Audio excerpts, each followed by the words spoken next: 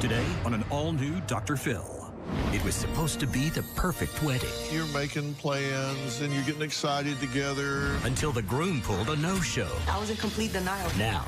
You don't go back to someone that disrespects you like that. This is a special kind of betrayal. The jilted bride reveals a startling confession. What is it you want to say to your mother and your friends? I wanted to let you guys know that...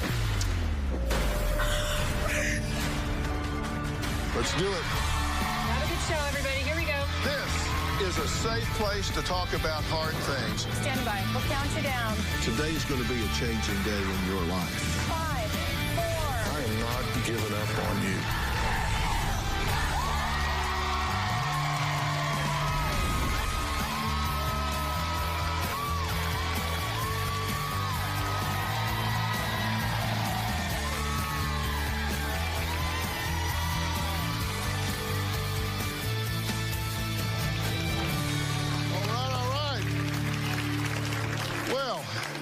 Now, it was just 1 month ago that Sasha was set to marry the love of her life, the only man she had ever been in a relationship with.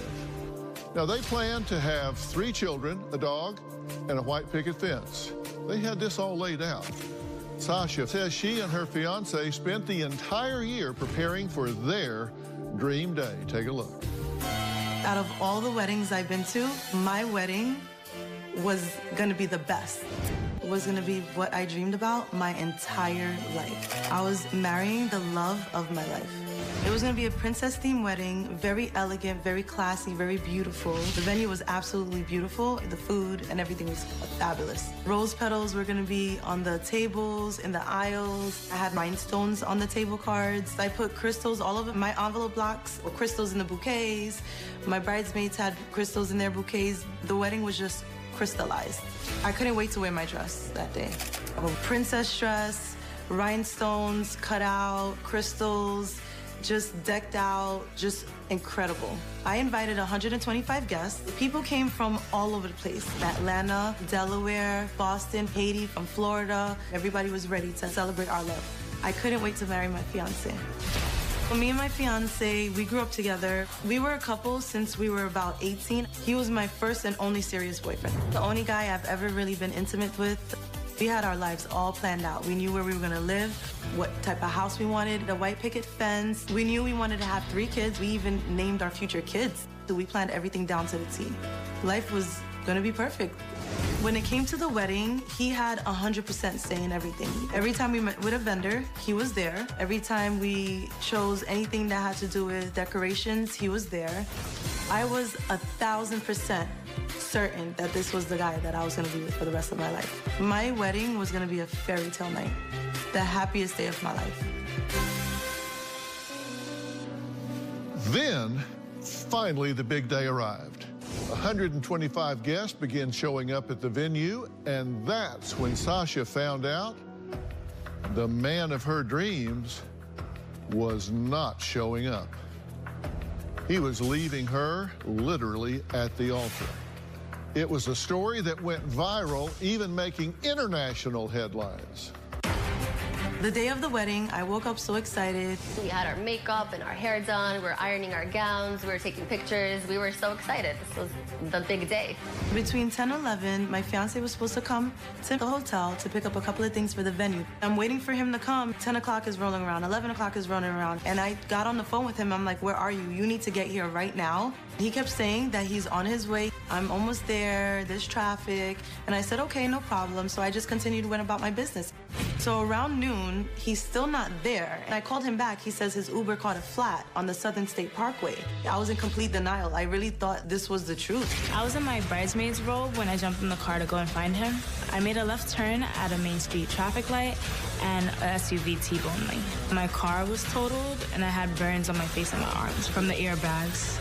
So one of my bridesmaids is on the phone with her brother, and when he called the venue said, there's no wedding scheduled for here today. That wedding was canceled months ago. I put my fiance on the phone with the general manager of the venue. Word for word, he said, You need to tell your bride what's going on. You lied to me and you're lying to your bride. There's no wedding scheduled for today. You only gave me a $500 deposit and that was it. My fiance is hardly saying anything and he hangs up the phone. I couldn't even breathe. I couldn't believe what was happening and I said, there's no way. There's no way. She was in complete shock. Her face was just blank. She just kind of didn't understand what was going on. I went to the hotel room and everybody was crying. Sasha, the bridesmaids, everybody was stunned. Nobody can believe what was going on. He was nowhere to be found. We couldn't reach him. And that's when I realized, wow, I don't think I'm getting married today. You had no clue until minutes before. Yeah, pretty much. You said in a matter of minutes, your 10-year relationship went down the drain, as well as $20,000. Yeah, of my own money. That you personally invested in this big day. 10 years gone in 10 minutes. What time was the wedding? The wedding was supposed to be scheduled for 5. Okay, 5 o'clock. So about 10 or 11, you're talking to him like, where are you? We're in the hotel, we're getting ready, me and my bridesmaids, we're getting makeup done, hair done. And I'm on the phone with him the whole time. I'm on my way, I'm coming. At that time that you're talking to him at 10 or 11 o'clock, and he's saying, I'll see you in a bit, on the way. He was on speaker. He knows he's not coming, right? I'm assuming, I mean, he has to know. Well, right. Yeah. Because as it turns out, you talk to him again later, and he says, you say, you're still not here. What's going on? Traffic. Traffic. His Uber caught a flat. But then the Uber got a, that was after. First it was traffic, then the Uber got a flat. Okay, so at 10 o'clock he had to know.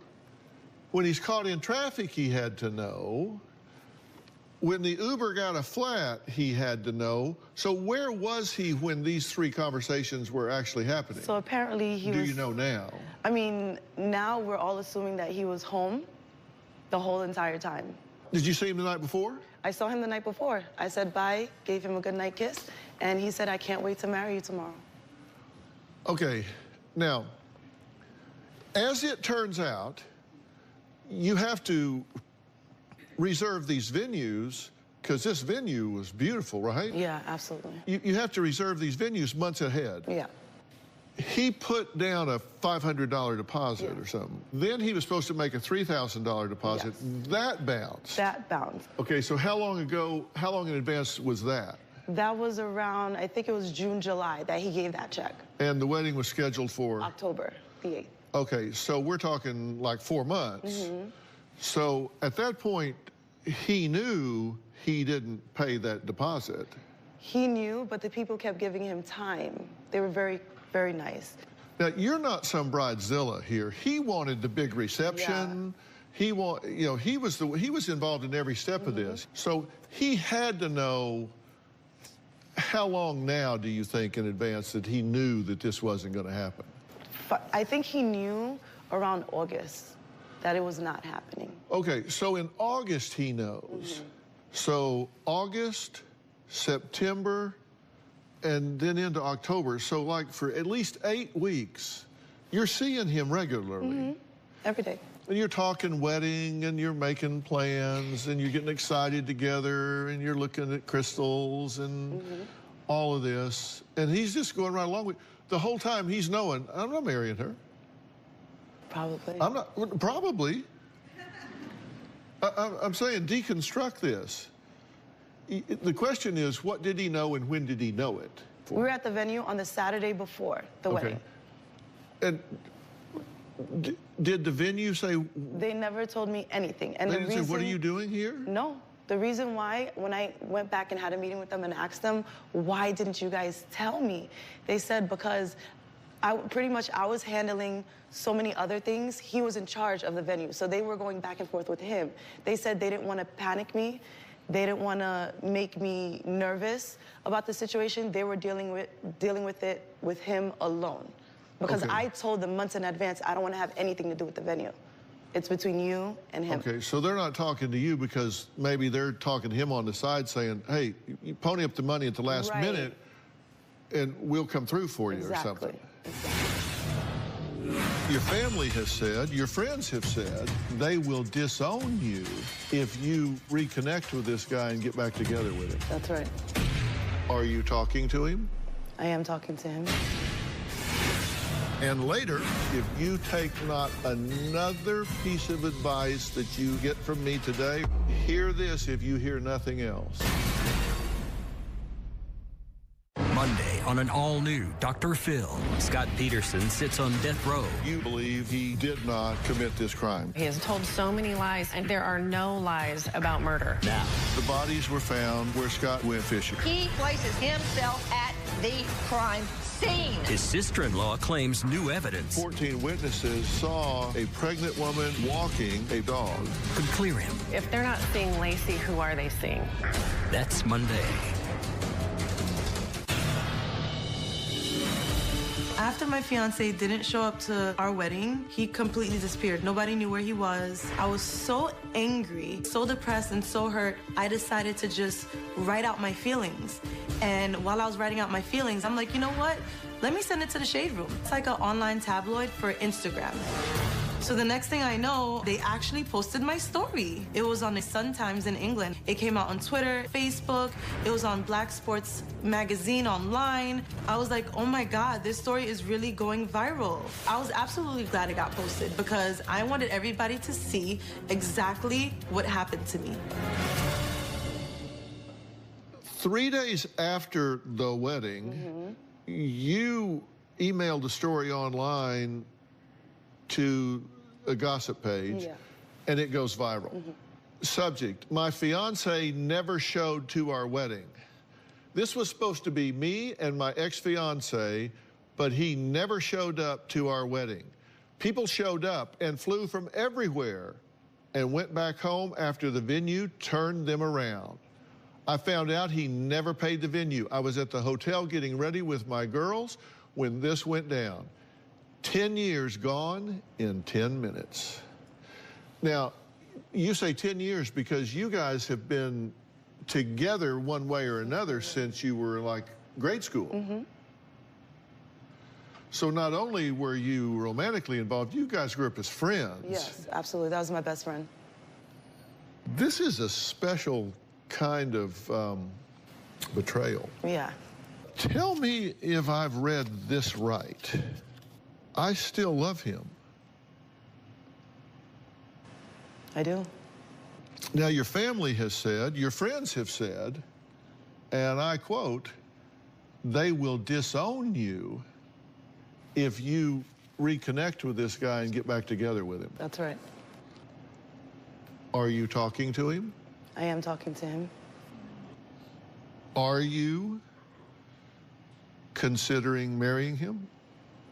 I'm considering it, but I have terms.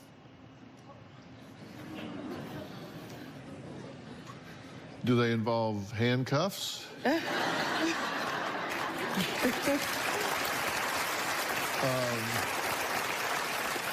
gotta know, how did he explain this? He said he had a nervous breakdown. It wasn't his fault. It was a mistake, and he wished he could take it back. Okay, he had a nervous breakdown that lasted for 2.5 months. No, I'm serious. I do nervous breakdowns. This is what I do. Okay. He had a nervous breakdown for 2.5 months. How did he hide that when you were there for the food tasting? I have no Was he shaking and sweating and hyperventilating and throwing up? No, he was very calm. He's a very calm individual. It was a calm nervous breakdown. Yeah. So it wasn't his fault. Whose fault was it? Honestly, I think it was my fault, the venue's fault, and his fault. How was it your fault? How'd you make the list? I guess, honestly, I didn't see the red flags that were thrown my way.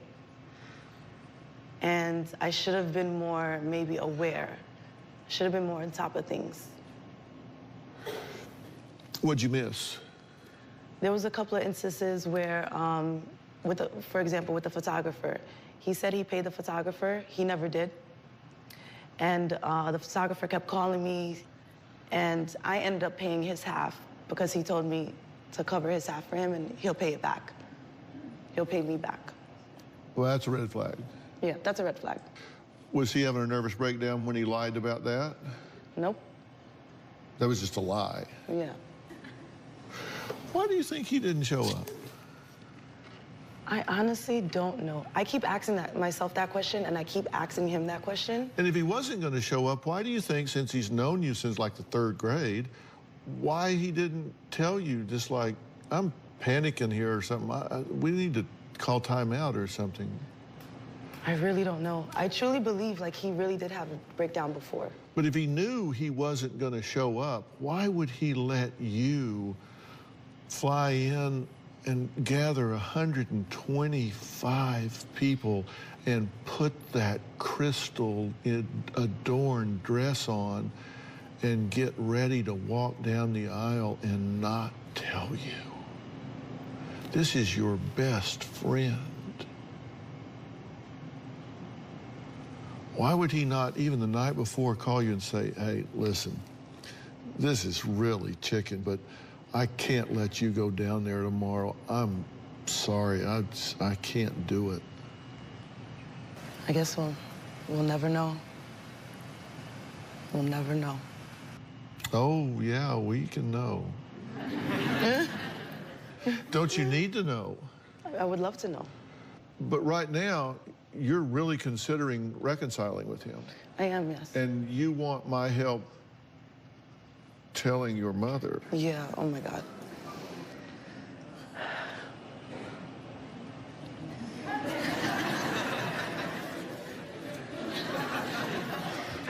Well, Sasha's mother, maid of honor and bridesmaids have no idea Sasha is talking to her fiance. They say she needs to move on and forget about her runaway groom once and for all. Well, they're here. And they haven't been listening, but they're here. And we're going to meet them after the break, and she and I are going to chat them up about where things are right now. We'll be right back.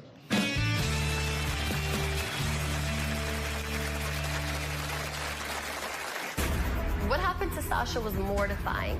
He caused my family a lot of pain, shame, embarrassment. There's no way anyone is letting her get back together with him. You don't go back to someone that disrespects you like that. And later... You know, I love you guys very, very much, but I have to be honest. Let's not string people along. This is shocking to me.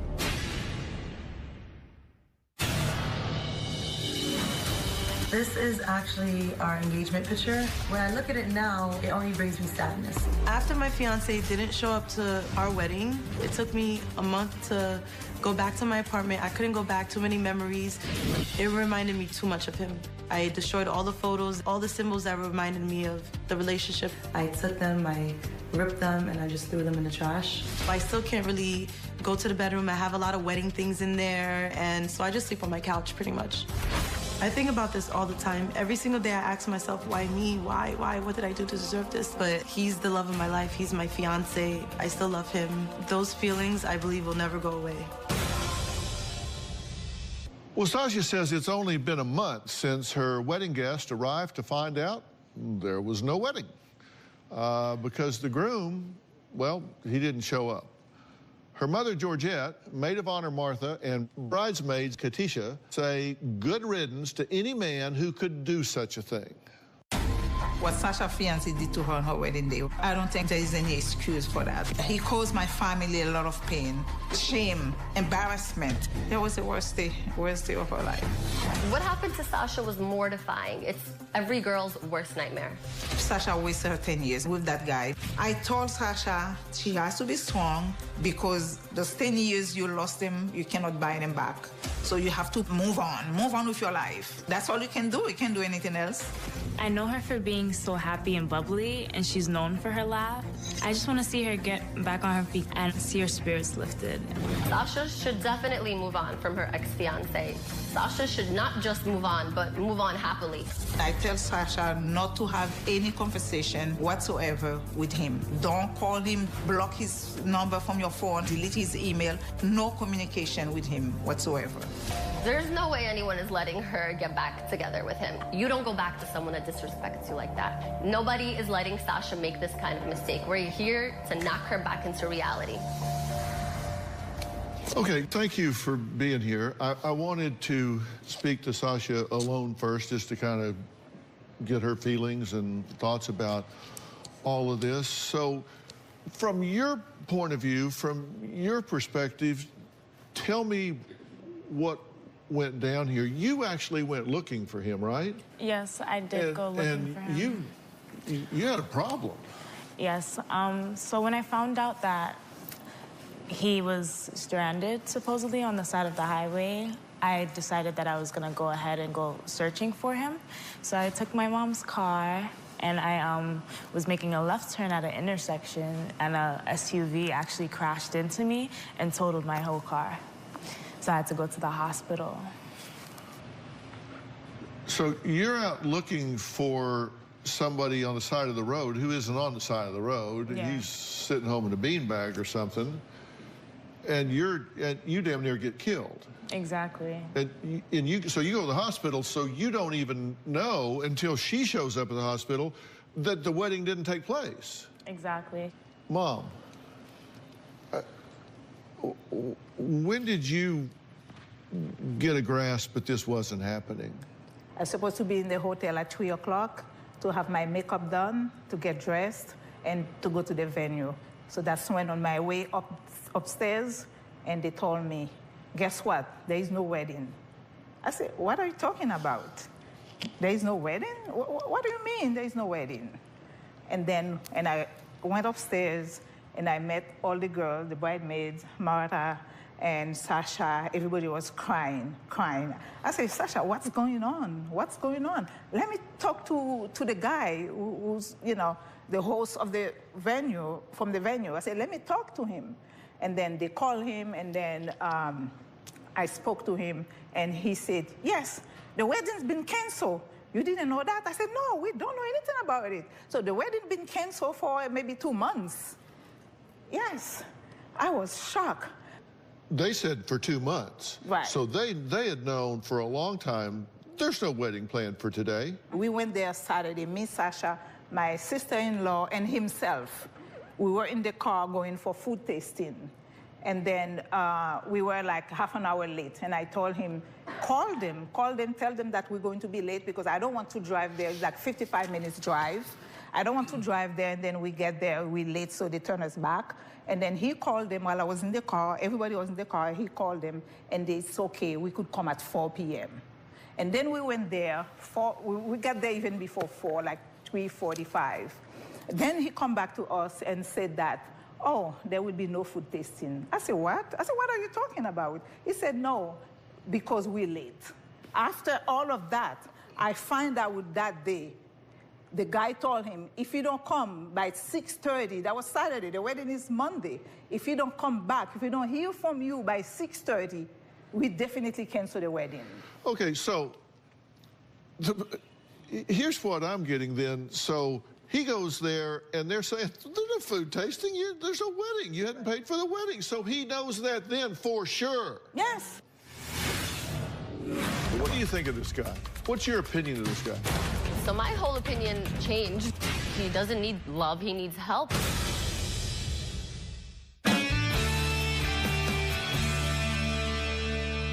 People always ask me, Dr. Phil, what kind of person does that? But when they ask me, it's not rhetorical. They ask me, and they really want to know, what kind of person does that? What kind of personality, what kind of value system, what kind of person does that? I'm going to answer that in a minute. But you got to wonder, what kind of warped thinking does that. Now, Martha, you call this a real-life Sex in the City, but worse. What do you mean? But worse, I mean, it really is a nightmare. From what I remember, Sasha, we were all getting ready with all the bridesmaids. We were having our makeup. We were having a great time that morning, just preparing. And at that point, she thought, you know, the venue was paid for, that the groom did his part. He took care of everything. And the next thing I noticed, she's storming out of the room. She has the manager on the line, and he's like, you know, why are people showing up? I said that it's canceled. He had his chance to bring it. If he doesn't bring the money by 2:30, there's no point. And Sasha's like, I'll bring it. We'll figure it out. Like, is this a joke? And he's just like, I'll pull something together for you if you can get me the money. But I'm already convinced that your groom is a liar. So he even made Sasha call the groom on three-way, and he told him, he was like, why don't you tell your bride what kind of liar you are? Tell her that you've never given me $1, and that if I have to and you give me the money, we'll make the wedding. Like, kind of hinting out to Sasha that it won't even be how you imagine. Like, we'll pull it together, but like, your groom is a liar. And I just, I'll never forget that. So what do you think of this guy? What's your opinion of this guy? So my whole opinion changed. I thought he was a great guy. I thought that, from all the years that I knew him, Sasha really treated him like a best friend. She called him, she told him everything. It was a beautiful relationship, and it was just like such a turn of events that I just feel like maybe there's deeper issues. Like, he doesn't need love, he needs help. He needs something more than just love. I can't. So what do you think of your ex-future son-in-law? He obviously knew it, right? Obviously, it was, yes. Right. What do you think? Growing up, he'd always be the one to babysit me, so I always had this great image of him. After the situation, however, it really struck me because she could have lost her brother's life that day because he was trying to go in the car with me. I could have lost my life. And even after, he didn't even care. So, I don't know, I feel as though he, as a person, has some type of kink to his setup, the way his mind works, because you can't string something along till the very last second like that and expect someone to think you're a good person. Yeah. Well, I'm going to tell you what I think is in a person's head like that when we come back after the break. Sasha wants my help with something. We'll find out what after the break.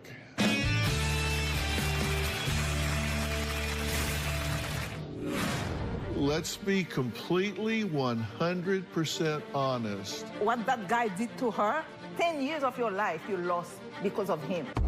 This is shocking to me. I still consider my fiance the love of my life. I was with him for 10 years. This was my best friend. As much as I wish to move on, show him that I could be with somebody 10 times better, I just feel like I can't really get away from him. I love him way too much. So now I'm like kind of going back and forth. One day I love him, I forgive him, and the next day I'm furious. My fiance wants to make it work, and I'm just conflicted. My family already told me if I so much as meet up with him or look at him or even say his name, they're disowning me. I know my mom will not be a happy camper. My mom will lose it. I feel so torn, but do I listen to the world or do I follow my heart? So what is Sasha doing? Where is she in all of this? And what is it you want to say to your mother and your friends here? I mean, let's just get it all on the table. Well, I love you guys very, very much, but I have to be honest, and I wanted to let you guys know that I am talking to him.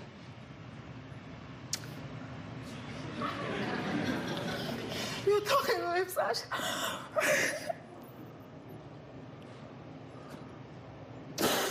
Are you serious? I mean, I just wanted to find out exactly why he did what he did. I felt like I deserved to know. So closure more than anything. I wanted closure. I want closure. So why are you reopening a wound that... I just want to know exactly why he did what he did. Let's not string people along. Let's be completely 100% honest about where you are, what you're thinking, and what you're feeling. Because what you're saying is really lying by omission, right? Because you're not telling them the whole truth. you're not just talking to him on a fact-finding mission. True? True. You've seen So him? let's tell him the rest of the story. So I haven't seen him, no. I haven't seen him since the day, but I've been, no, I mean, I don't know what to do at this point, which is why we're here. But like, I am talking to him. We're trying to figure out exactly what happened, how can we move on. And he did say that he does promise to marry me. He didn't marry me that day, but he is gonna marry me. Good for him, because he knows what he lost. He knows what he lost. Sasha, I understand, like, you know, you need your closure, you want to speak to him about it, but the only way you can actually move on is if you cut him off. You're just giving him a chance to hurt you again. And it wasn't a mistake. A mistake is you waking up late the day of the wedding. That's not a mistake. That's like premeditated. I was with him for 10 years. Sasha, it doesn't matter. You've been here for 10 years. If you plan to marry him, you could divorce me, okay? What that guy did to her, you've been with him from when you were 18. Now you're 28. 10 years. 10 years of your life you lost because of him. So now you're telling me that he wants to marry you? After all the shame? This is shocking to me. Don't you remember how mortified you were the day of the wedding? Don't you remember how you said, no matter what, and you promised and you swore, and you can't forget what he did to you and how you felt? He said we were, you know, going to try counseling, maybe delving deep into, like, you know, why he did what he did and, you know, things like that. Sasha, you did counseling. Sasha did counseling for how many months? 6 months. From 6 months. I don't understand. Well, would you like to know what my advice for her is? Yes, Dr. Phil. And would you like to know what I think about this individual and what caused him to do what he did? Would you like to know what I would predict from him in the future? Sure. So why I think he did what he did, what I think it predicts for the future, and what I think she can do that's in her best interest. Those three things I'm going to talk about right after the break. And by the way, we reached out to the groom. We asked him to come here to participate. You'll find out how he responded, and I'm going to speak to those three issues right after the break.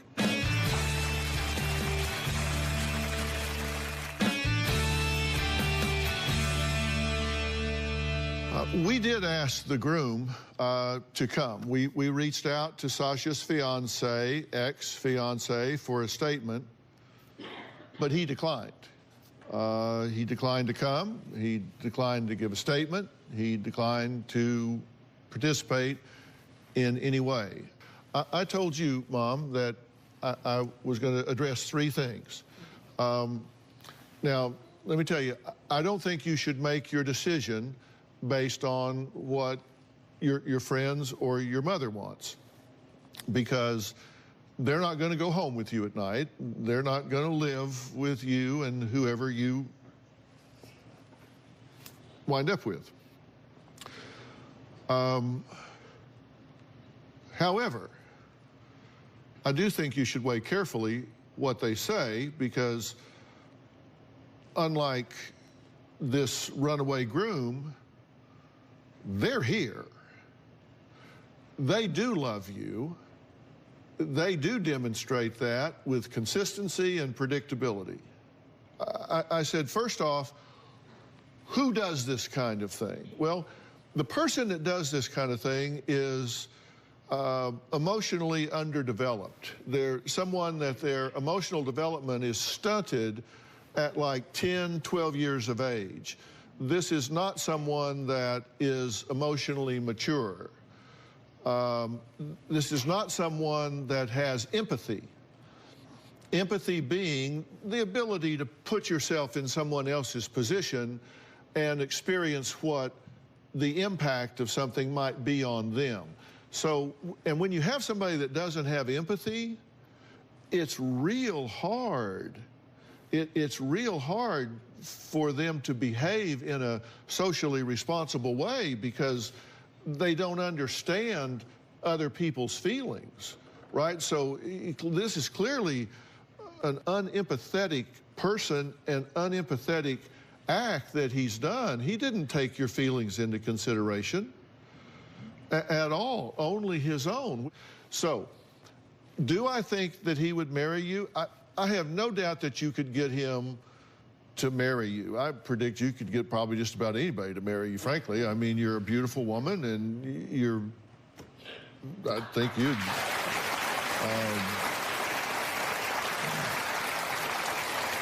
I think you would have them lined up around the block if that's what you want to do. And I can tell you this, I think if you go back and deconstruct your history with this individual, you're going to find this is not an isolated event. And you're going to be very disappointed. And I think what you're doing is you are grieving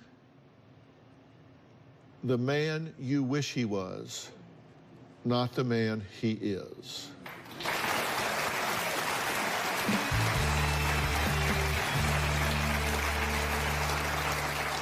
I can tell you this, if you take not another piece of advice that you get from me today, hear this if you hear nothing else. You must, absolutely, unequivocally, non-negotiably must get into another significant relationship before you ever consider getting back in a relationship with this individual. And I'll tell you why. You've only been in one significant relationship in your life. You have nothing to compare it to.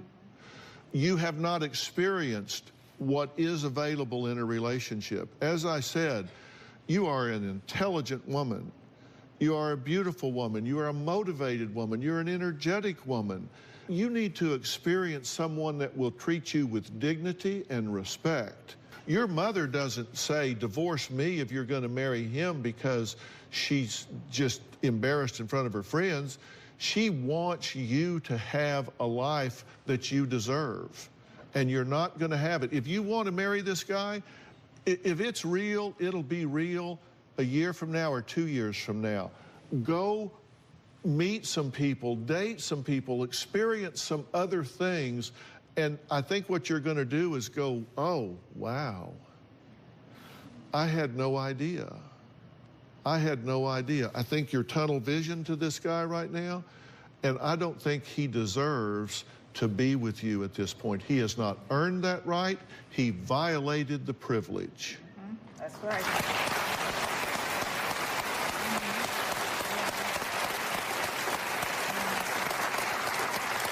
And if he truly loves you, he'll wait. Do you accept what I'm saying? I do, Dr. P. So are you going to hook me up with somebody? There's 7 million people watching this television show. I don't think you're going to have a bit of trouble, and you don't need me to make it work. I want to thank all of my guests today. I'll see you next time.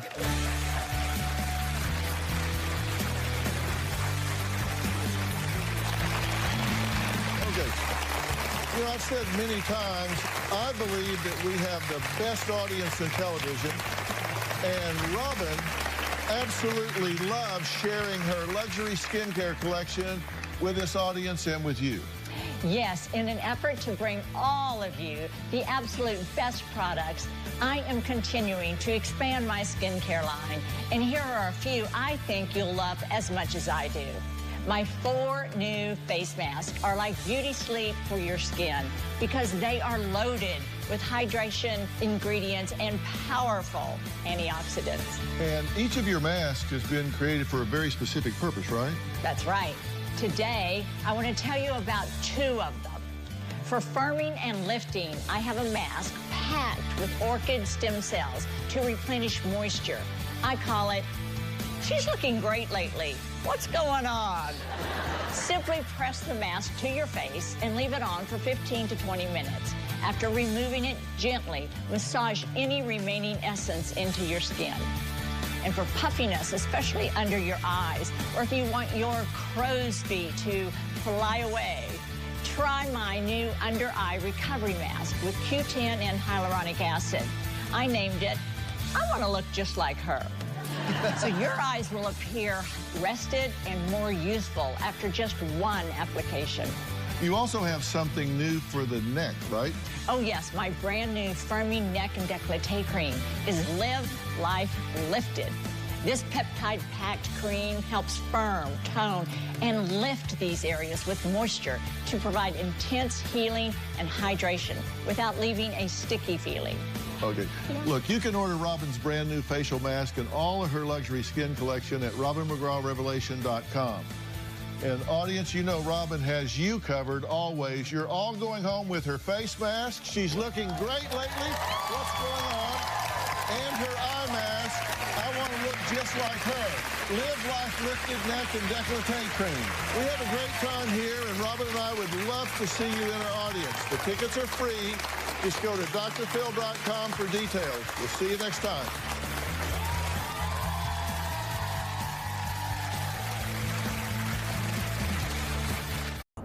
A secret inheritance.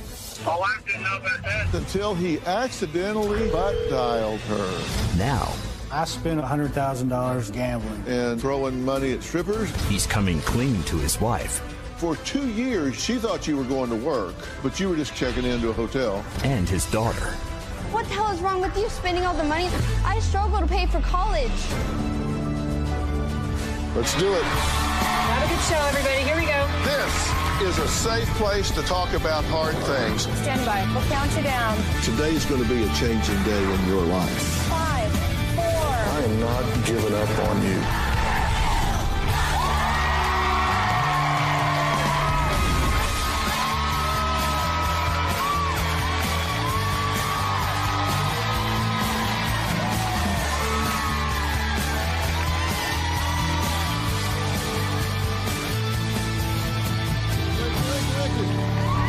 Thank you. Well, Angie is here, and she says her husband of 25 years, John, is a liar. She says that he kept his inheritance a secret and spent over $100,000 without telling her. And she says John almost got away with it. That is until he accidentally butt-dialed her. I hate it when that happens. When she listened to the voicemail, she says she heard him unknowingly confess everything. And I have a copy. Listen. If I take this 90 grand and go do something and we make any kind of money off of it, and now she gets half of it. I'm pissed off about 40 grand in 6 months. My wife didn't know about that either. So.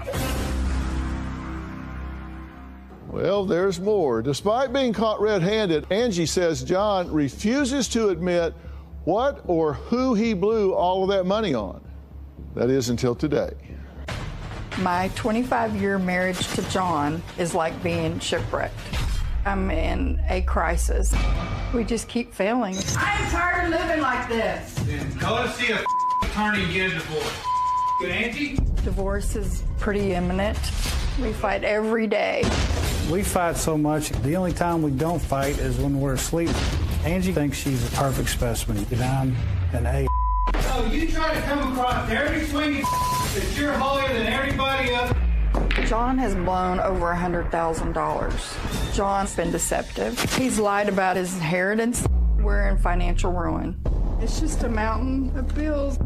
I'll admit, I've been so self-centered and a sneaky SOB that I can't remember what I said 5 years ago or 5 weeks ago. When I know I'm doing something wrong, I lie my butt off. When my father passed away, I cashed in some stock and it came out to a total of $88,000. My wife didn't know anything about the inheritance. John accidentally butt-dialed me, and that is how I found out about the $88,000, and I recorded it. Long story short, I walked away with $90,000. When I came in here, I up about 40 grand in 6 months. My wife didn't know about that either. It was my money, so I did what I wanted to. I wanted to just go have a good time for John. Angie threatens me about wanting to get divorced. I tell her, leave. You're not getting anything from me. Don't let the door hit you. John told me that if I try to take the house from him, he will burn the house down. You're not taking the house from me. I'll burn it down. I would love it if John would just honestly own up to what he's done. Okay, now, first off, you two have been married for 25 years? 24. 24. Okay, and how much, if any of that, has been happy? Maybe the first 6 months. We had 4 or 5 years that were good before we had children. Are you serious? You're serious. You tried to divorce me whenever I got pregnant with Savannah. Yeah, because... You moved out on us. Yeah, you knew I didn't want to have kids. I felt trapped. You're so full of You told everybody you wanted to. Okay. So it didn't start off well. No, he's always been a liar. He's always been hiding stuff. He's always been sneaky. Okay, but you say that now, today, you want to come clean about everything, about how you spent the money, the whole thing, right? Oh, wow, really? Right? Yes, sir. Why now? Why here? I love this woman. I want to spend the rest of my life with her. And the only way to come clean is come to you and come clean, that's what I'm going to do. All right, well, let's get to it. You really think he loves me? The way he's been treating me? I don't know. I just met him. Tapes and everything, right? Well, I just met him. I don't know. Give me a minute. I know. I mean, just, damn. Give me a minute. Okay. Now, I asked John and Angie to each describe the state of their marriage. So I have that on tape. Let's take a look at what they said. The state of our marriage right now is very chaotic, very cancerous. Fighting 5.5 days a week is not healthy. My marriage is basically a war zone. The pot is always simmering and about ready to boil over. On a scale of 1 to 10, on a good day, I'd give him a marriage of 5. On a bad day, -1. I give my marriage a -1. It's awful. Okay, so bad. Very bad. Both of you say. Are there any good times? When he's asleep. I've been blamed for 25 years for everything. It's always me that's done everything. No matter that takes two to tango, I'm always the one that's in the wrong, no matter what. I've been supporting us for over 25 years. Are you serious? Okay, I never worked, yeah. And Okay, if you hadn't left the voicemail accidentally, would she still be in the dark about this money? Until now. But you probably wouldn't be here.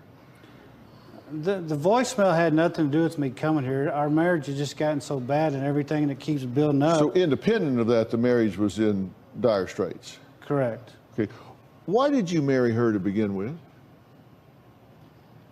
I just came out of a divorce a couple of years prior to that, and I needed somebody that was stable and basically had common sense, not like my first wife, and I loved her. She was everything I needed.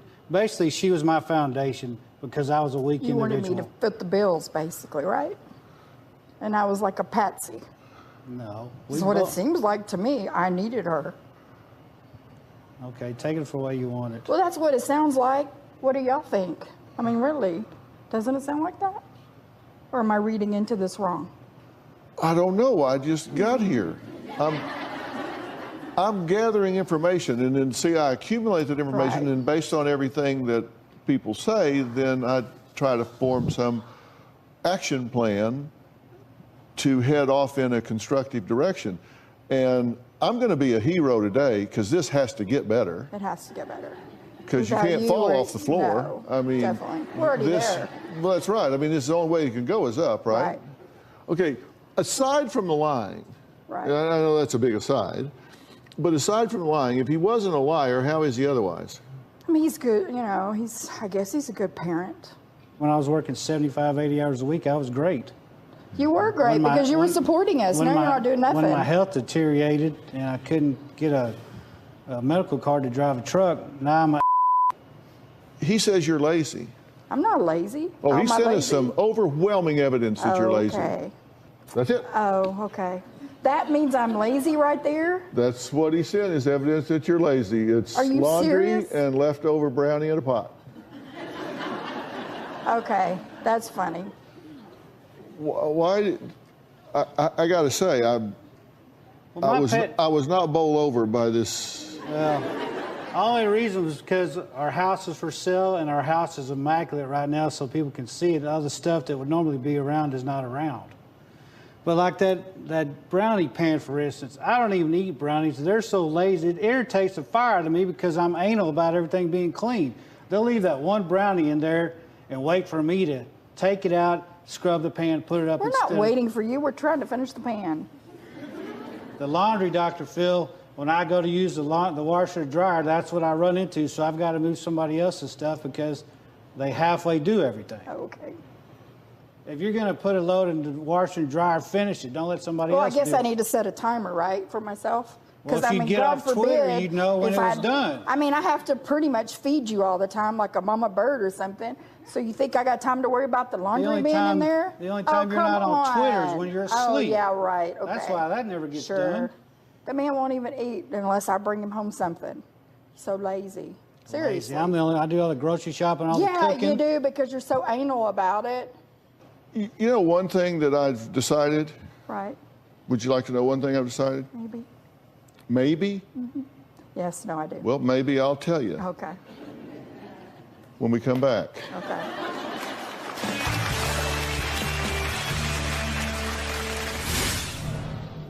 I haven't touched him in 8 years because I knew I'm not stupid.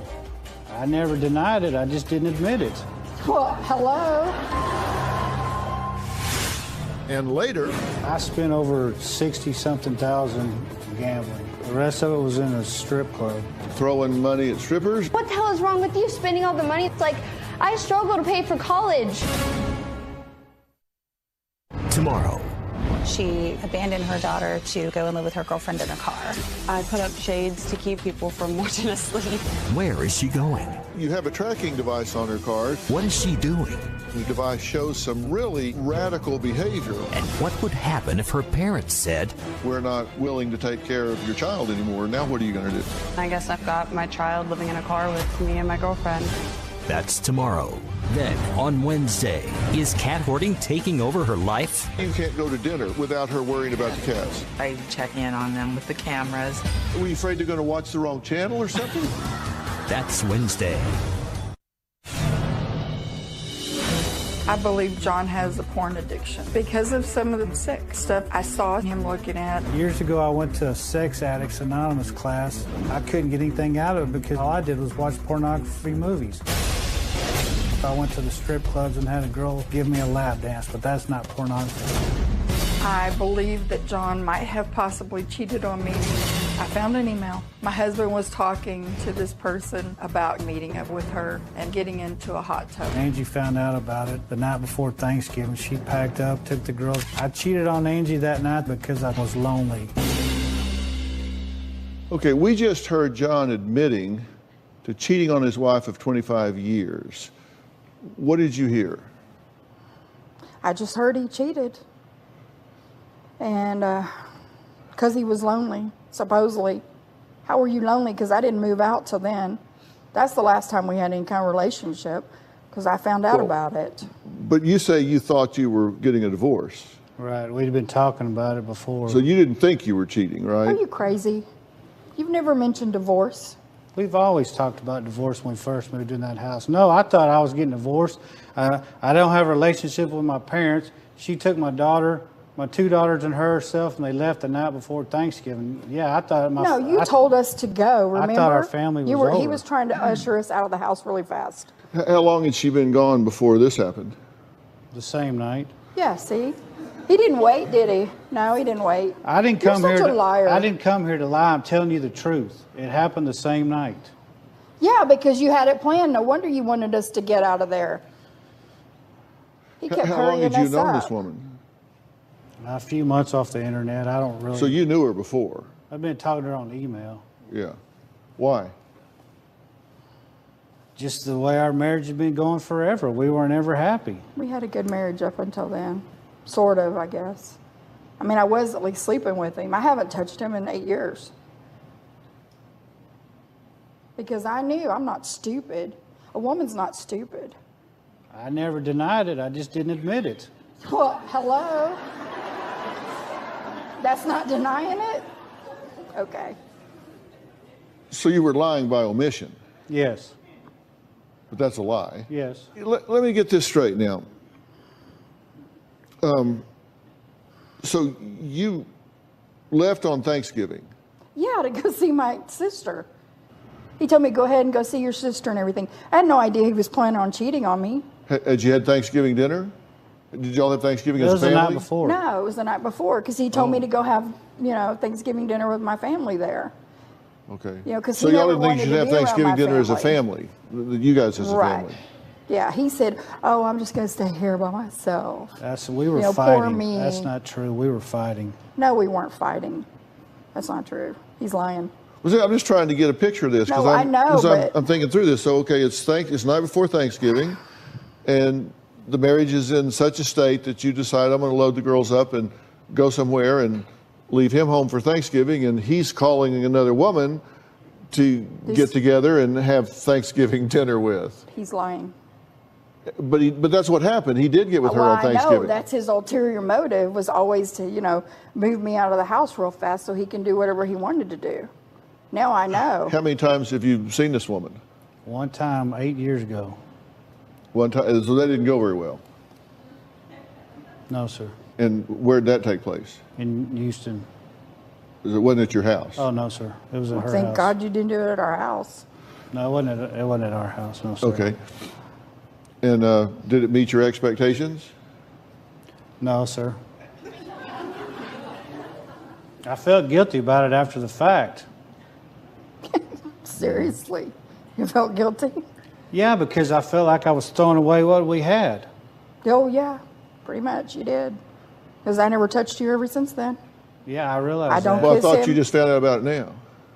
What? No, I had some kind of idea because I found the email about it on our computer. Mm-hmm. I found it, and I had inklings about it or whatever, but I didn't know for fact. But now I know. He has a picture of somebody naked. I didn't think he would do that again. I loved him. And later, for 2 years, you told her you were going to work, but you were just going down the street and checking into a hotel. Right. No matter what I do, I'm wrong.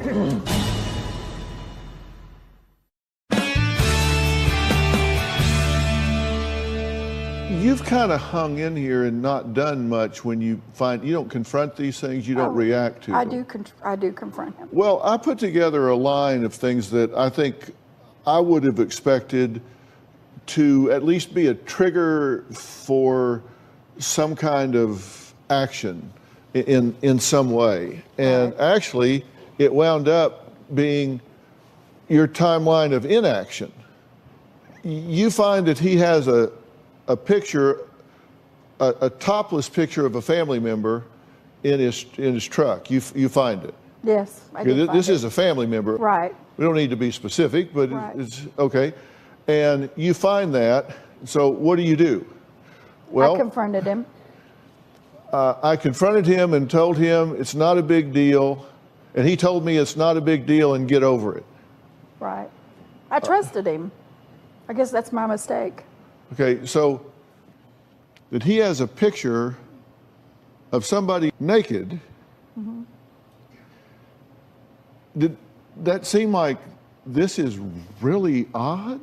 Oh, of course it seemed really odd. I But was he with said my it's aunt not a whenever I big deal, found it. get over it. And so you trusted him. Trusted him to what? I didn't think he would do that again, Oh, okay. I don't know. So you thought, I loved him. okay, you said, okay, you What get a a free fool I've one. I been, give you a right? pass here. And I'll get over it. Okay, so now let's jump ahead. We go now. Here you decide that he's addicted to porn. Right. Okay, so when you find out he's addicted to porn, then I beat him with magazines. Yes. I told him no sexual relations. I gave up on him, but I chose to overlook his behavior. I didn't choose to overlook his behavior. I asked him to go to counseling and everything. We tried counseling. We tried counseling throughout the years. Okay, It's but never helped. those are your words, not mine. Right. Okay, let's jump ahead to July of 2010. Okay, now this is when you suspect infidelity. Right. Okay, so at this point, you send an email, I can't stop you, nor do I want to, if you need and want this. So you said, look, you're going to do what you're going to do. Well, but 2013. that's also because my daughter begged me to stay with their dad. Okay, My we're going to get Savannah to that did. in a minute. All right, 2013. You receive an IRS demand. John said, just a mistake. and lied about $88,000 inheritance. I tried to confront him and he wouldn't admit it, so I gave up. I let it go after that. You get a demand from the IRS for taxes on $88,000. He said, that's a mistake. So you just said, I just let it go. Right. I guess I'm a fool, okay? I know. Well, let's go ahead here. Okay, June 2016.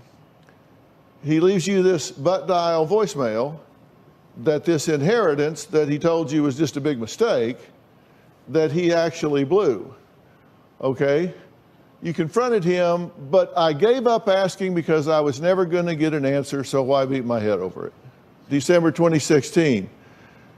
He fell for a $4.5 thousand loan scam. He just got, I cried, I couldn't believe it. So, I mean, everybody gets scammed, I get that. You teach people how to treat you. Yeah. I'm not excusing his behavior, No. I'm just saying. I know I've never made him respect me. And that's what I'm trying to prevent for my daughters. But you're role modeling that for your daughters. Well, because that's what I've always been taught. You know, my mom did the same thing, and I guess, I don't know, I put up with it. Stupid, but yeah, put up with it. Well, he says he wants to come clean about what he spent all this money on, where and what. And when we come back, we're going to let him come clean right after the break.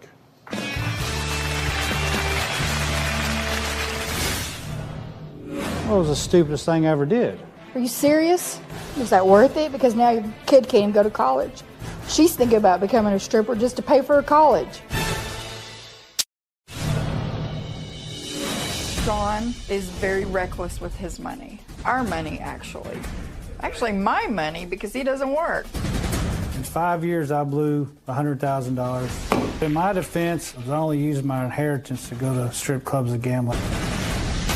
Well, I need to have at least $2,000 or $3,000. If I go in there with less than that, it's no fun. I want to be able to do what I want to do. My husband and I have claimed bankruptcy twice. Both times we lost our house. A few years ago, I had applied for a loan on Craigslist, and it turned out to be a scam. I got taken for $4,500. My wife has to quit dwelling on the past of mistakes I made and try to move forward if this marriage is going to work. Okay, John admits to having a time of his life blowing over $100,000. Now, what did you spend this money on? Where did you spend it? Who did you spend it on? What did you get for this money? You said you want to come clean, spit it out. I spent over 60-something thousand gambling in casino in Louisiana. Gambling? Yes, sir. Okay. How about the rest of it? The rest of it was in a strip club. Okay, and you spent it, what, throwing money at strippers or? Throwing money at strippers, drinking, getting private dances. Uh-huh. Is that worth it? Because now your kid can't even go to college. She's thinking about becoming a stripper just to pay for her college. Are you serious? So you get an inheritance, right? Yes, sir. Okay. You've gotten more than one inheritance payout, right? Well, the first one, where this started in 2013, I had stock that I inherited, and I sold the stock. You sold it? Okay. Yes, sir. So at this point, you decided, this is my money, I can do what I want, so I just want to go have fun. Basically. Okay. So you went to a casino. Do you have a gambling problem, or did you just, this was your first? This was my first episode. The only time I do anything stupid like that is when I have money that Angie and I hadn't worked for. I felt it was left to me when I was a child. I felt like it was mine, and I blew it. How do you feel about it now?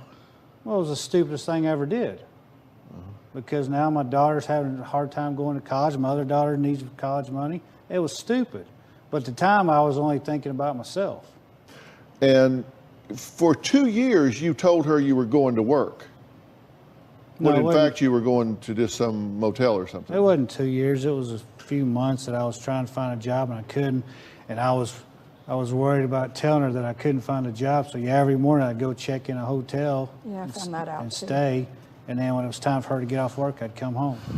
Okay, so she thought you were going to work. Right.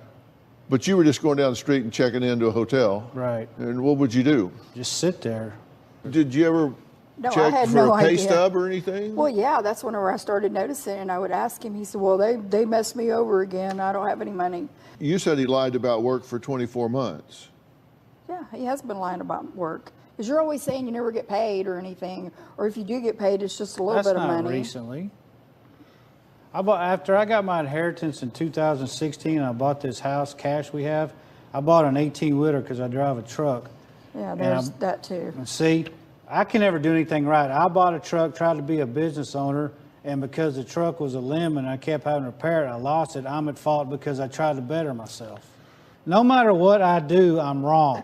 You know, I asked you a minute ago, I said, there's one thing I've concluded. Did you want to know what it was? You said maybe. Yes.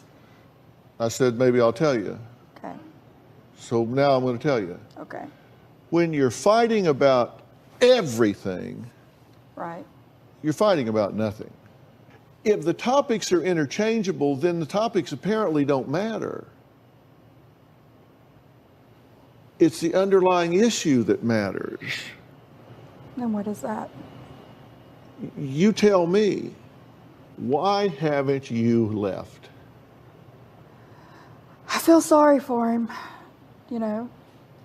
He says he doesn't have anybody. I know he doesn't have anybody. He has just us and the girls. And, you know, my oldest daughter asked me to stay with him. Well, let me tell you, I've talked to a lot of children that would a whole lot rather be from a broken home than live in one. I agree.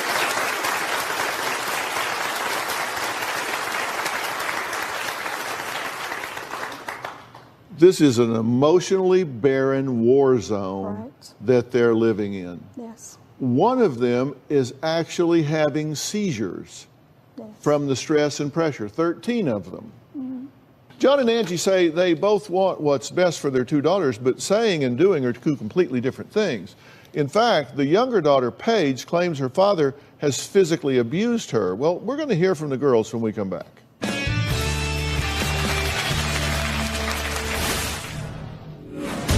My dad has been physically abusive with me because of all the stress at home. I started to have seizures. You're the one that don't have any problems like you do every time we go somewhere.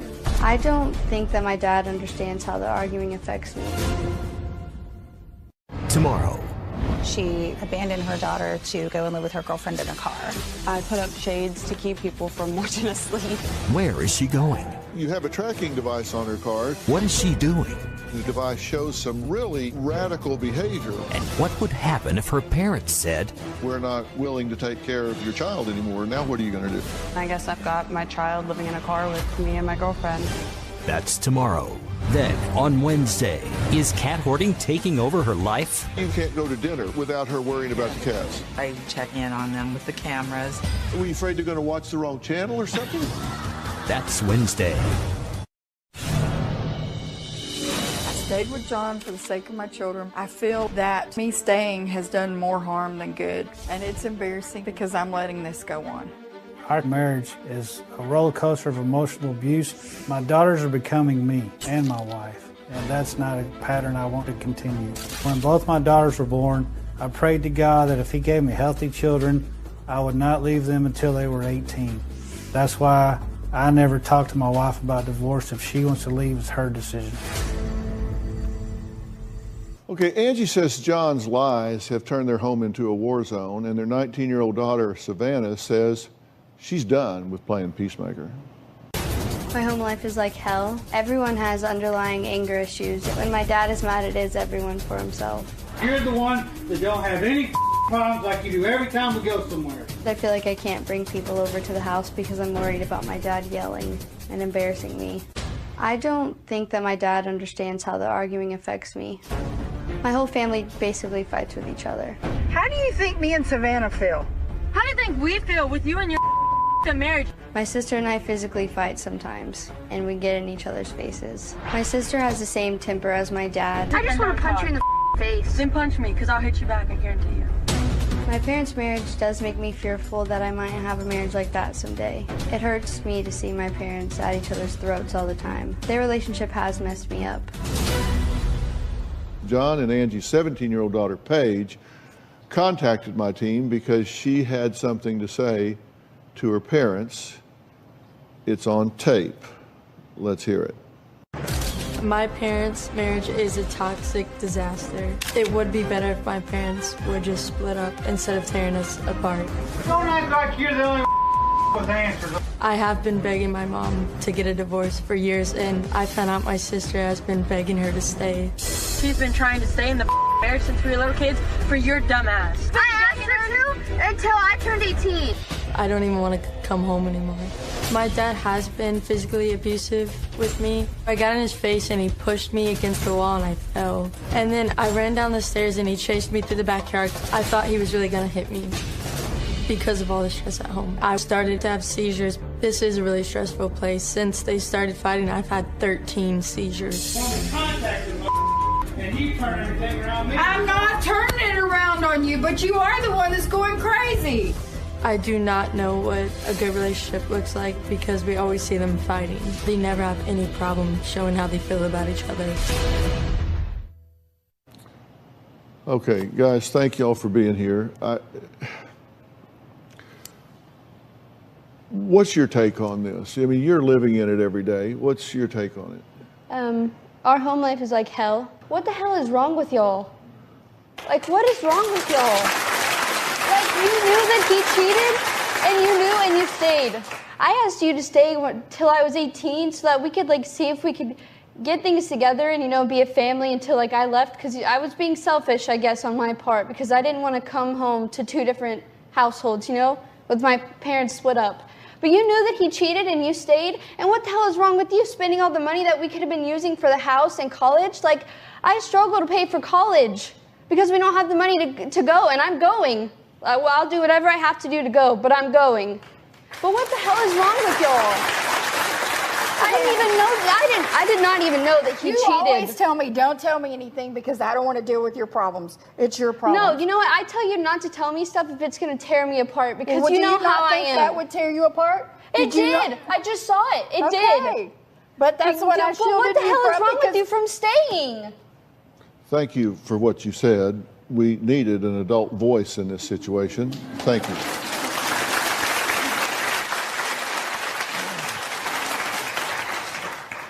Paige, please, what do you have to say? I think they should have got a divorce a while ago. I've been begging my mom for years because the house is hell and it's like a war zone every day. I have had seizures because of the stress, but I also think because of school, but they're not helping adding on to the situation at all. So I think if they can't get it together, they need a divorce for the better of our family. So what do we do about all of this? Is it time to quit? Or is it time to try and fix this? I'm going to be very specific after the break.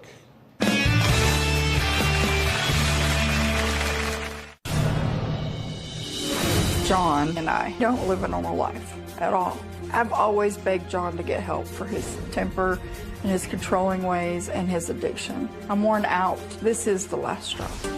I'm at the point now where if Dr. Phil needs to put that big foot up my backside or slap me upside with those meat cutters that he calls his hands, that's what I'm ready for. I've seen him save a lot of people and put a lot of smile on people's face. He picks people up off the floor every episode unless they're just knuckleheads. People have a personal truth. Everybody out here, everybody at home, everybody in this audience has a personal truth. Right. And I look at you and you are in a marriage that is mentally and emotionally abusive, and you put up with it because that's what you think you deserve. That's all I know. And believe you me, you are teaching them how men behave. You are teaching them what to expect. You are teaching them what they should expect from a man. That he's going to lie, that he's going to cheat, that he's going to steal, that he's going to be deceptive, that he is not to be trusted. And they will go find someone in your image and they will marry that son of a bitch and get exactly what you're getting to your wife. My older daughter's already done that, and that's what I'm trying to get her away from. Well, then that validates what I'm telling you. So you need to change what you're doing. Whether you two stay together or whether you don't, you need to change what you're doing. You need to teach these girls that you are not the image of what they need to be seeking in a partner. And the best way to do that is to change your game. Now, should you guys get a divorce or not? I don't know, because you've never worked on this marriage. You've never worked on this. Long-suffering and working are not the same thing. Give me 90 days of no kidding, seriously working on this relationship and not being a prima donna diva and hearing what is said by a hand-picked therapist that I am going to arrange for the two of you. I'm going to give you both a copy of a book I wrote a long time ago called Relationship Rescue. Okay. And that book is a lot of work. And it actually has a workbook with that book. And I want to give you a copy of that book. I'm going to give you a copy of that workbook. I'm going to give you an audio of that book so you can listen to it in your car. You can listen to it when you go to bed. I want you to I want you to learn that book so much you can teach it. Okay. Then I'm going to do the next level of something with you. I'm going to send you to a retreat as a couple, to a place called On-Site in Tennessee, where you can really hit the reset button. On-Site is the worldwide leader in intensive workshops, and they will work with you as a couple. They specialize in those that have been through emotional trauma and have mental health issues that invade their lives, invade their families. Do you guys agree with what I'm saying? I agree. I also have a question too. Ask it. What do we do about us? That's what I was going to ask you. Oh, what do we do? I'm getting to you next. Okay. Right after the break.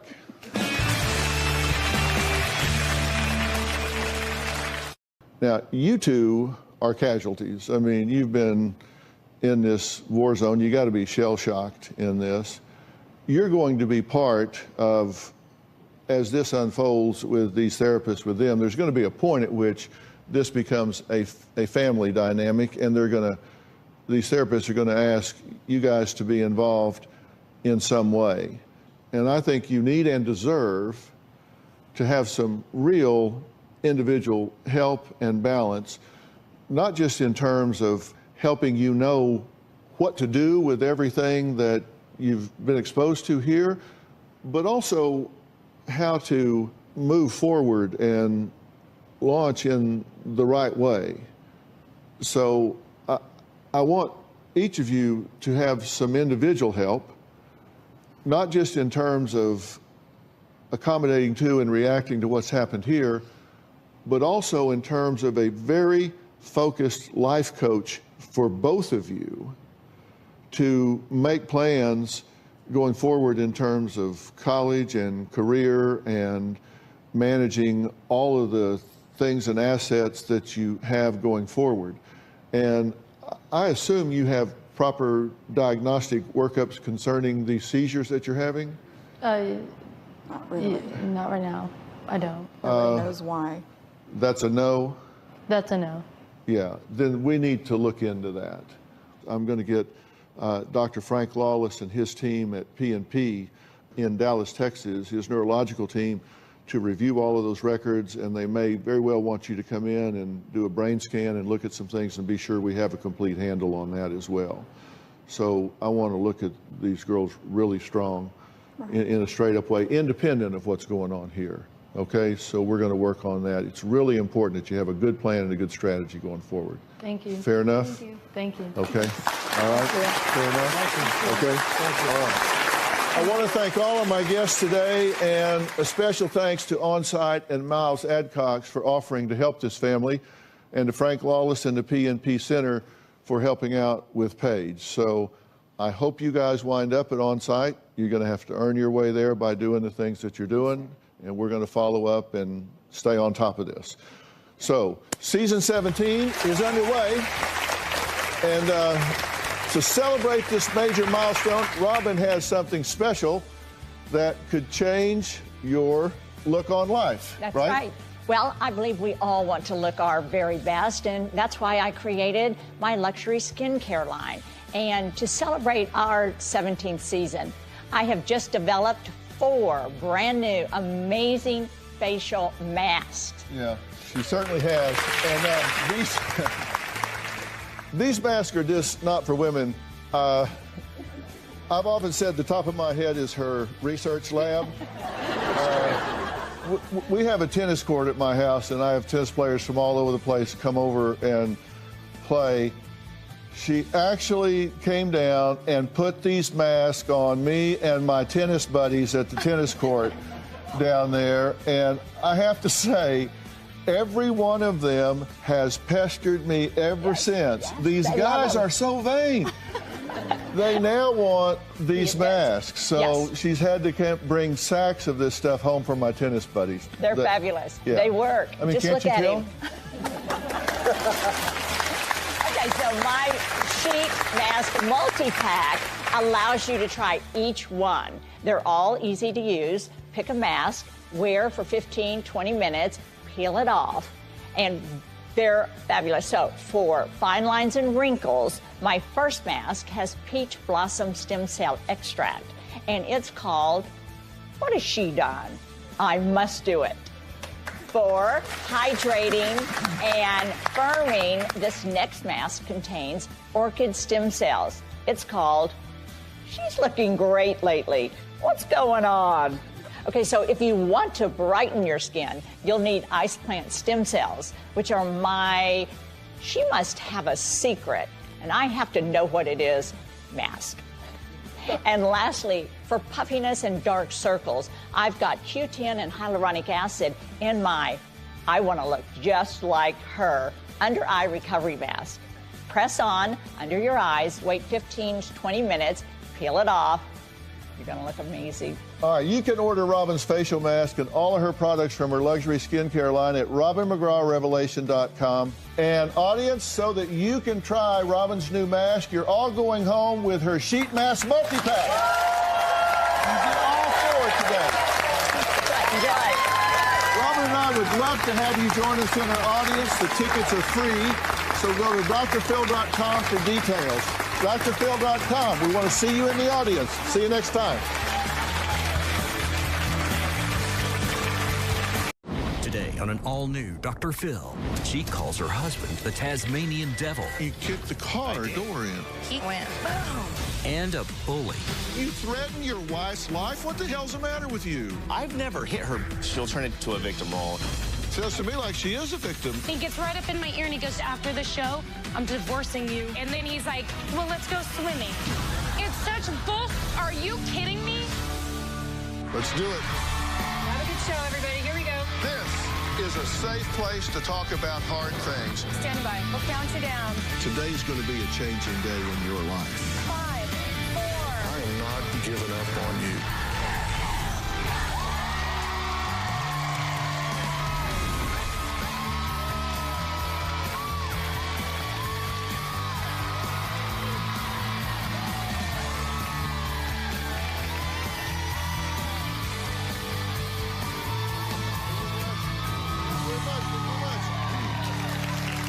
Well, Jen is here today, and she says that she met her husband, Seth, and their relationship was fast, intense, and passionate.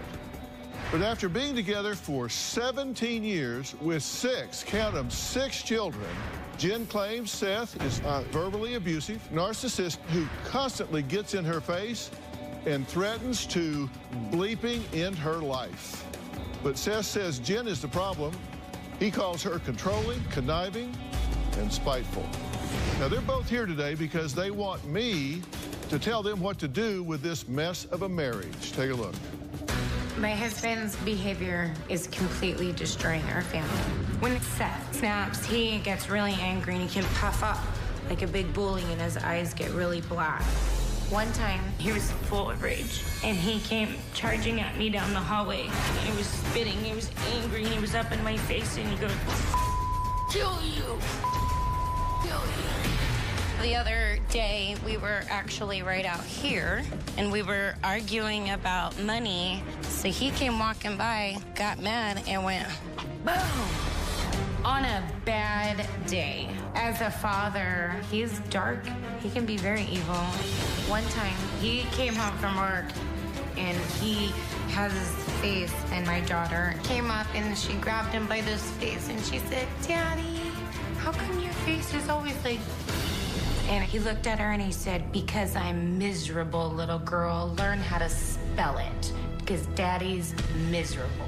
Just last month, I heard on a voicemail him telling my daughter and our 4-year-old son to get in the car and put on your seatbelts. Seriously, get the out. It makes me so angry. If things don't change, I want to file for divorce and have full custody of our kids. I've gotten to the point now in the last year that I fear that when he's angry, that he could kill me. Well, Seth admits that he loses control. He admits he becomes verbally abusive, going off like the Tasmanian devil. Absolutely, I feel like I could rage. I can get to a 0 to 100 pretty quick, but this isn't just a one-sided person yelling at the other. This is both of us getting at each other. Jen likes to be in control. There's no ifs, ands, and buts. If she wants to do something in the household, she's doing it. She's hurtful in many different ways. Jen will call me a fat ass, a horrible dad. Jen calls me a narcissistic pig. I don't feel that way in any shape or form. I'm not going to a bar every night. I'm not being selfish. One of the main stresses for me is having to work 2 jobs. I think she takes it for granted because, you know, when you can stay home all day and kind of just lollygag and fold some clothes, I think she's like, oh, this is nice. She does not work. She does not provide an income. My wife does mishandle money. When your whole closet's full of clothes, you don't need to buy another dress. The frustration now is just being pent up, and I keep on putting the cap on it. I keep on filling that bottle up until there's a certain point, and then I do become the Tasmanian devil. And I don't really have a solution. I'm absolutely trapped. Okay. Now, Jen, you wrote in not once, not twice, but 3 times, claiming your husband's anger is absolutely destroying your marriage. But then you told my team, well, he's loving. I'm confused. I'm confused too. I'm very confused. When I say things out loud and I tell people situations, as I'm saying it, I'm thinking, are you kidding me? Like, why am I even here? Like, I should have been gone a long time ago. This isn't even true. But then when I'm in the emotions, it's almost like I feel like I'm so starving for any kind of attention from him that when he just does throw a little bit something out there, like, you know, you mean the world to me, you know, like, I'm so sorry, it is me, like, I want to save you and our kids, our family, and then I just get so sucked up with it. I'm like, you know what, maybe he can change. Maybe he does understand, because I always feel like I can just change him. Well, I'm not trying to talk you into it being bad. I'm just trying to find out what the deal is. It's like I just go along so I don't get in a fight with him. Is this marriage in trouble? Of course. Of course it is. Do you threaten her life? I do. I have made threats like that, yes. Okay, now, come on, wait, hold on. Let's just make a deal here, okay? Of course. We need to just be straight up honest, unvarnished truth here, and let's not be among those people that just throw common sense to the wind and try to make sense out of nonsense. Of course. You just said, yeah, I threaten her life, but there is no but. You threaten your wife's life? What the hell's the matter with you? Not something I'm proud of, yeah. That's not even... Yeah, it's not fathomable. That's ridiculous, yes. Yeah, it is ridiculous. You threaten your wife's life. Yeah, I'm going to end your life, is what you say. Ridiculous, yes. Yes, sir. But you're confused, if that's okay. No, that's not okay. That's not okay at all. So what are you thinking? Where are you? Are you here? You said you were, this weekend, you were wanting to know if y'all could get together and be intimate this weekend while you were here. I mean, you're telling us I don't feel safe with this man. I'm afraid he's charging him with his hands and fists in the air, saying he's going to end my life. He's going to do all of these things. Can we get together this weekend? Like a date? So I'm puzzled as to... As I am too. I mean, this is the mixed emotions that go all the time. I mean, it's a love, it's a hate, it's mixed emotions all the time. He's just so like up and down. Okay, so here's a perfect example. Yesterday, he texts me in the morning, and me and the baby are at one hotel, and him and my 16-year-old over at a different hotel, and he texts me in the morning, I want you guys, hi, my love. I want you to come over this morning. So we Ubers me and the baby over to the hotel room. We get there and I can tell he's just in a mood. You can tell he's irritable, he's agitated. And I said, what are we doing here? What's the plan? We're gonna go see the Hollywood stars? Like, what are we gonna do? I don't wanna sit in a hotel. We have a baby, a teenager. And he's like, what the you want to do, you know? And I'm like, well, I don't know, like, what were your plans when I came over here? And he's like, I didn't even want you to come over here. I didn't even ask you to come over here. And I said, what are you talking about? You just texted me. You Ubered me over here. And he gets right up in my ear and he goes, after the show, I'm divorcing your ass. And you best believe it, bitch. And then he's like, get your ass back. And then I get back into the hotel room. I'm shaking. My heart's racing. I'm trying to get the baby stuff together. And he goes, what are you doing? And I said, I'm leaving. I'm not going to stay here. This is why they said not to be together. And then he sits there and he goes, well, let's go swimming. And then he's telling me that he loves me and that I mean everything to him. It's such I'm like, are you kidding me? Okay.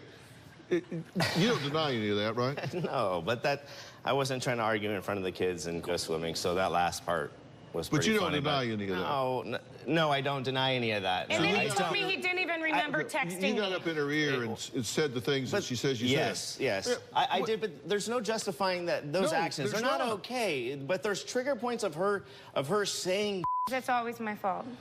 Here it goes. It's not. I guess she'll turn it down to a victim role, and so no matter how... Sounds to me like she is a victim. Okay, how about this? Here's another example. He's been working out of town for a couple years, right? So because he actually misuses all of the finances, I have taken away all ATM cards from him. I have only said, you're only doing cash. You're the worker, but I'm everything else. All you need to do is bring in the income. I will do everything else.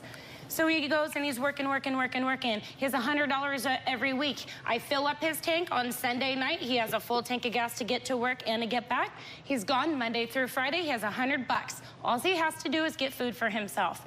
Tuesday, he calls me almost all the time over 2 years. I'm out of money. I don't have any money. I'm like, you put through $100 in 2 weeks. He goes and he buys a brand new car because his old car breaks down. We get a brand new car. It's under my name. I know. He goes and puts diesel gas in it because he ran out of gas. He ran out of money to put gas in his car to make it home. Okay. So he takes it out of a tractor, puts it in his car, blows his engines right down the street, and then calls me, you bitch. Okay, okay. And I'm like, what's going on? Hold on. We're taking a break. I'll be right back.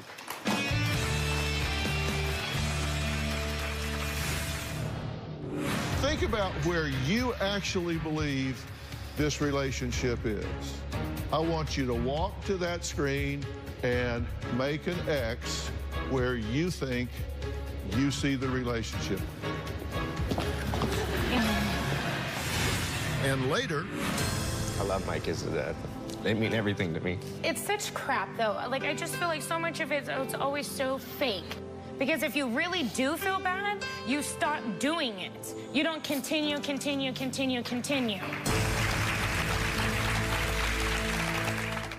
Tomorrow, a depressed teen.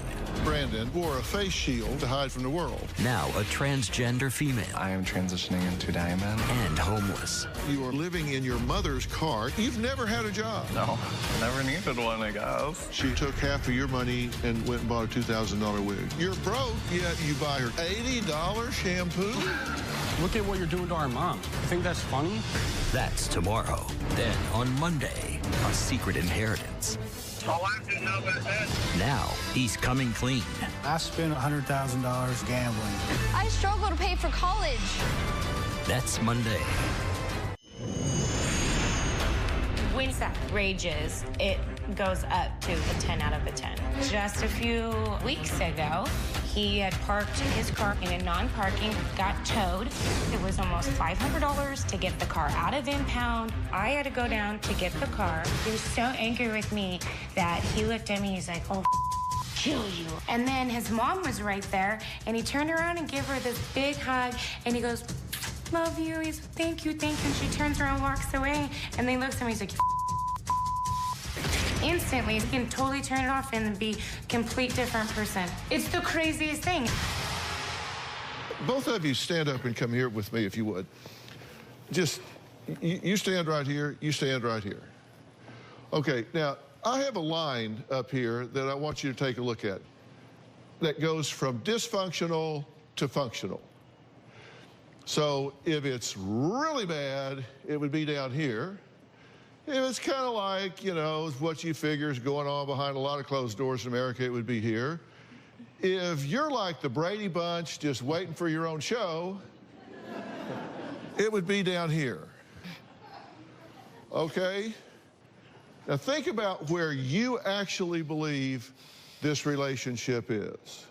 I want you to walk to that screen and make an X where you think you see the relationship. Don't wait for where the other one goes. I want you to do it simultaneously. Go. Wow. Got it. So we do agree on one thing. We like red.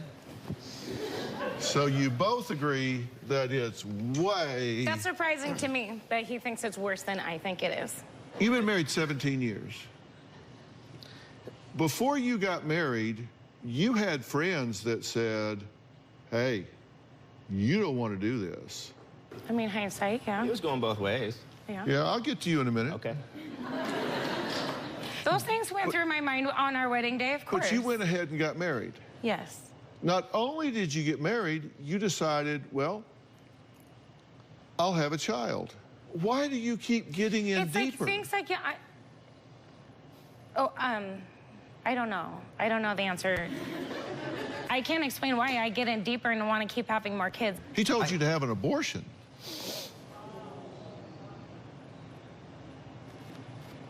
True? But you just keep getting in deeper and deeper. But when he had the baby, I mean, he had never even held a baby. And when he has his kids, I mean, at the birth, I mean, he's crying. He's like, he delivered our last baby. Is this the one he said miserable? Learn how to spell it? That's when he's like different. There's like two Seths. There's like crazy Seth, and then like Seth who's like in a mood, agitated, irritated, disconnected to his family. We can go places, and I'm surprised, to be honest, he hasn't been looking out here, looking to see what's going on, all the judgment that's going on, because that's how he is everywhere we go. It's constant, and we come home from whatever, the pumpkin farm.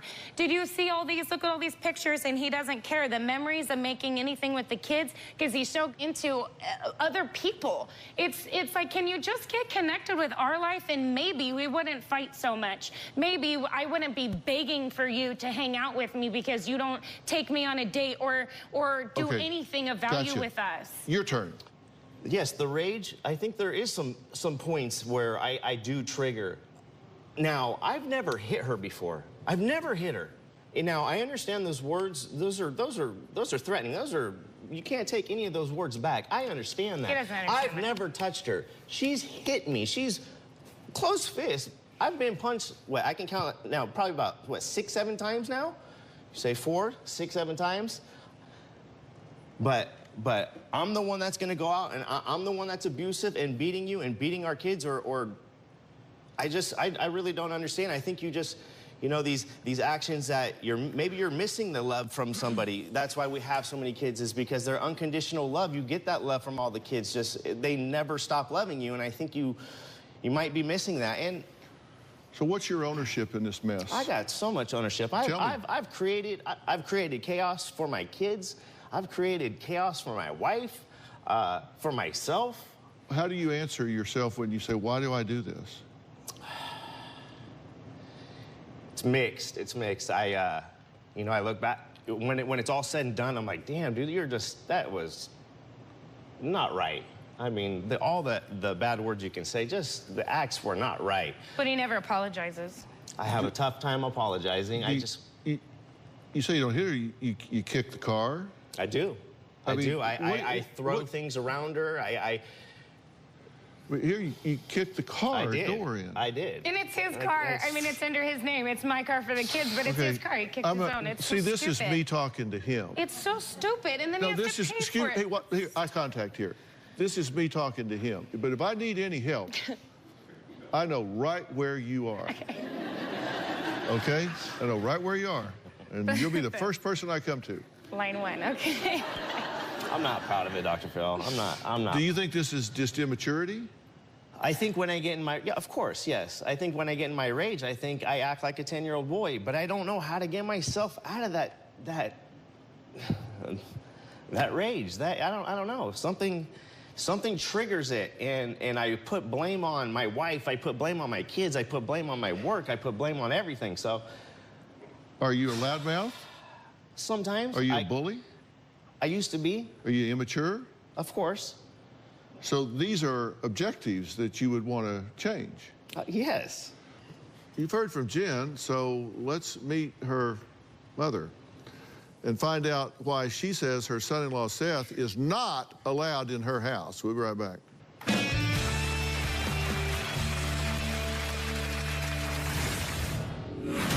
I don't want to see my kids get abused. I love your children. I have given them 17 years of my life. I can't do it anymore. I'm done. I'm done. And later, I've been watching you for 17 years. I've been watching you since you were on Oprah. And I sit there and I have always wondered my whole entire life, what would Dr. Phil say to me? Come on. Seth and my mom have a very toxic relationship. I'm done. I will never see eye to eye with my mother-in-law. I don't love her. I don't even like her. We've lived with her for probably 8 years out of our 17 years. She's a third person in our relationship. Every time we start living together and we just butt heads. I'm the mom, she's the grandma, and she needs to stay in her lane. well, Jen says her husband Seth has a very dysfunctional relationship with her mother Ruth. Now, Ruth says Seth, well, she just says he's just not even allowed in her home because she is afraid of his uncontrollable rage and violent tendencies. Take a look. I'm afraid of Seth.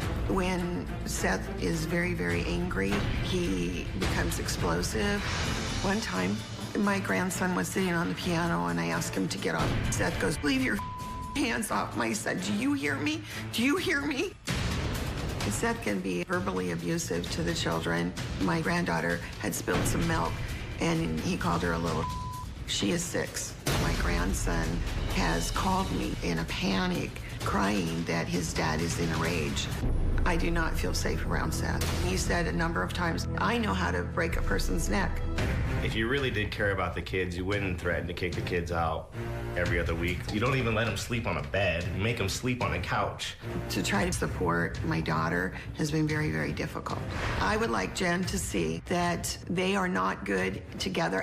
I don't want to see my kids get abused. I take care of your children. I love your children. I have given them 17 years of my life, and all I get is kicked and shoved and told I'm a terrible person.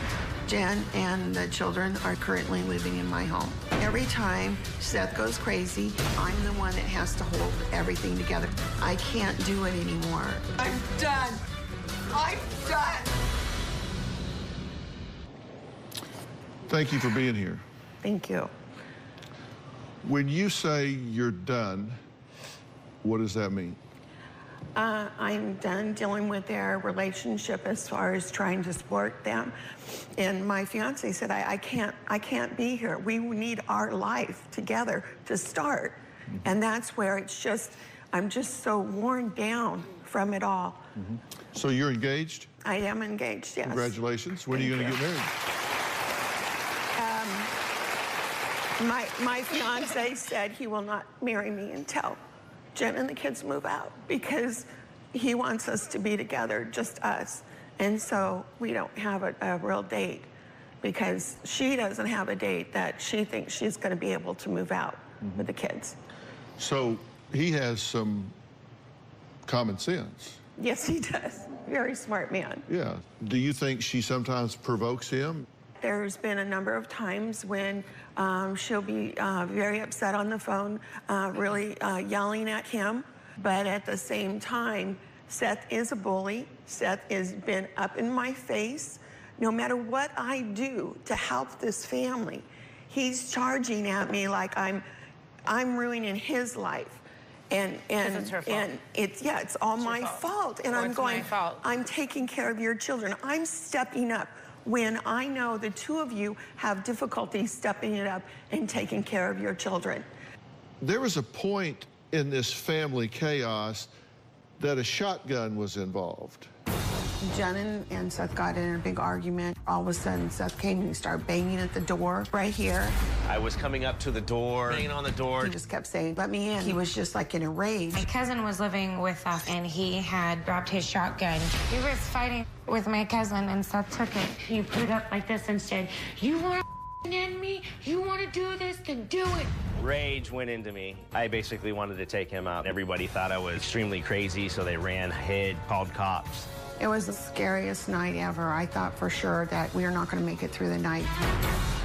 I came home from work. Right. You and were then you already guys all went drunk. berserk and then you left. Yeah, that's how I feel, Dr. Phil. Every day I have to deal with this nonsense. That was so long ago. It was so stupid.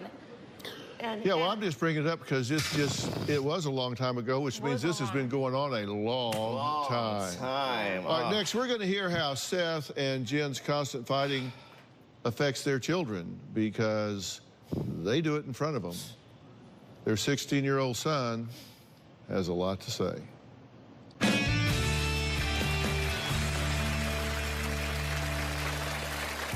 I get afraid of my father when he rages.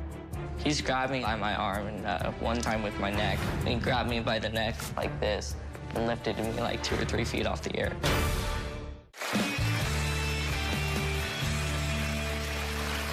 Well, Ruth says her son-in-law Seth not only abuses her daughter, but also flies off the handle and rages at her grandchildren. Now, she says Seth called his 6-year-old daughter a stupid little girl after she spilled some milk and told his 16-year-old son that he could not wait for him to turn 18 so he could hit him.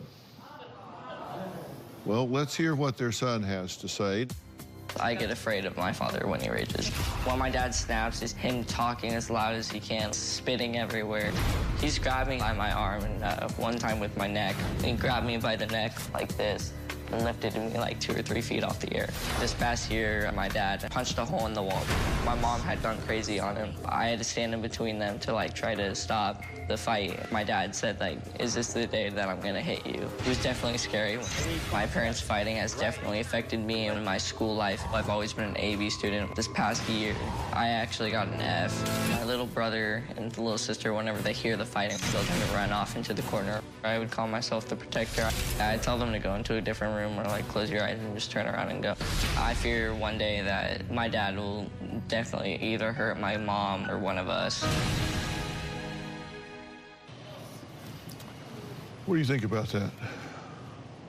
It sucks.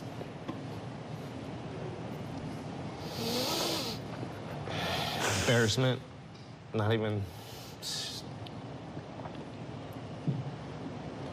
I love my kids to death.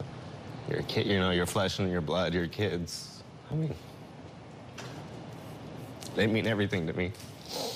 It's just, like, it's such crap, though. Like, I just feel like so much of it's always so fake.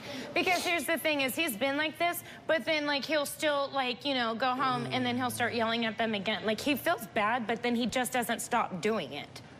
Because if you really do feel bad, you stop doing it. You don't continue.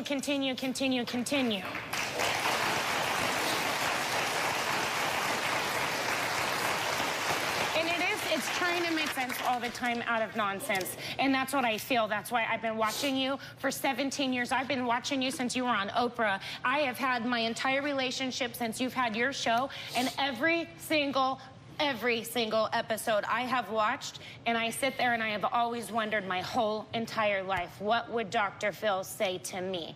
What he would say to you right now is, let me talk to him. Okay, because I want to hear what he has to say.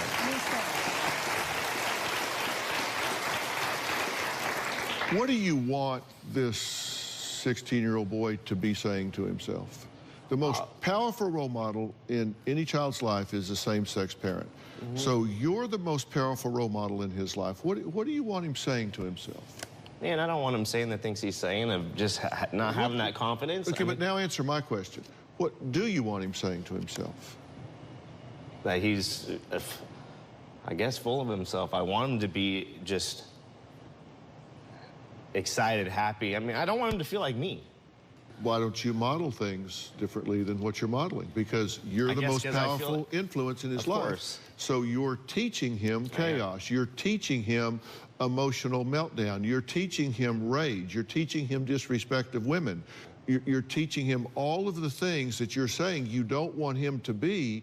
You're modeling for him. I guess I don't know how to change it. I was never modeled that. I guess I can't blame things on my past, but there's a lot of things I'm lacking. A lot of things I'm lacking that I never, my dad never even taught me how to change a tire, never even put on deodorant, never even taught me how to shave. So these things that maybe I'm lacking on teaching him, all I'm teaching him is all my bad habits and all my bad emotions. I don't have many emotions that I could show. I mean, I know I show a lot of anger. I don't show that kind-hearted person that I am. I mean, wish I could show him. All right, well, let me ask you this. What are you angry about? I want help for myself.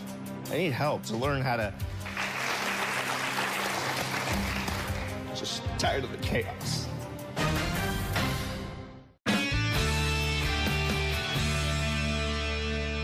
What do you want? I want help for myself. I need help. I need tools. I need tools to learn how to...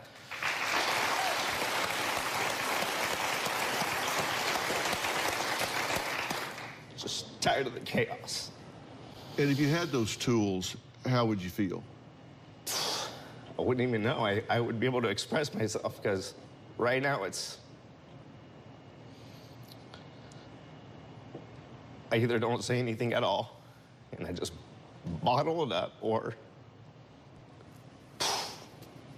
All right, and if you had the ability to express yourself instead of blowing up, how would you feel? I think I'd feel incredible. I think a lot of my good traits would actually come out. And, so what you really want is for your good traits to be able to shine through instead of all of this stuff. Yeah, because I don't just run around life being this crazy person that everybody makes me out to be. I'm not just every single person I see. Am I just going and creating all this? There's a lot of people that I can have conversations with and talk to, but with my wife, I want to learn some tools to learn how to talk to her. And how would it make you feel if you had the ability for the good parts of you to come through instead of all of this negative chaos, anger, and bitterness? How would you feel about yourself if you had the ability to throttle that back and push these other things forward? How would I feel? Yeah. Oh, I guarantee I feel amazing. I mean, just the whole process of just doing this. I mean, define amazing. How would you feel? Just a euphoric feeling. I mean, unstoppable. I mean, I guess in the words, if I did have the tools to be able to get through scenarios and actually resolve things, because that's part of the problem now, is not resolving things. I mean, we can... But I'm asking you, how would you feel about yourself if you had those coping skills, if you had the ability for the good parts of Seth to come through instead of all of this bad? How would you feel about you as a man? Oh, I would have self-worth again, for sure. I would feel like a man. Right now, I'm lacking some of those parts. So what you really want is to have some self-worth again? I would like some self-worth. You'll be able to look yourself in the mirror and feel proud? Yeah. I haven't done that in a long time. How long has it been since you've actually been able to feel proud of who you are?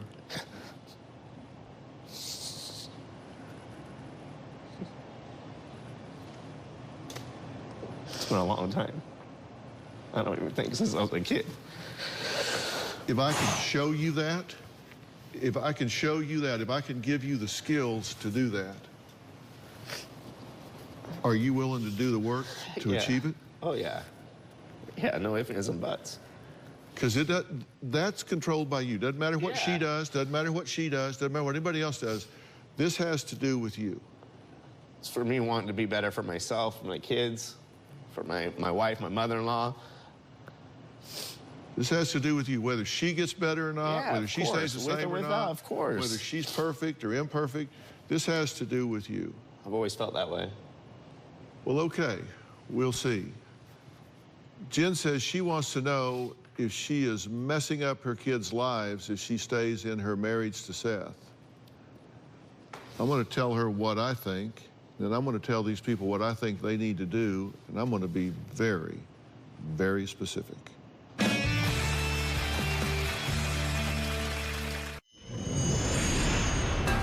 I feel every Friday, every payday is a fight. The pressure is all on me to make the money. I would love it if she was able to work. Seth takes me for granted. I do everything. I am a single mom that is married.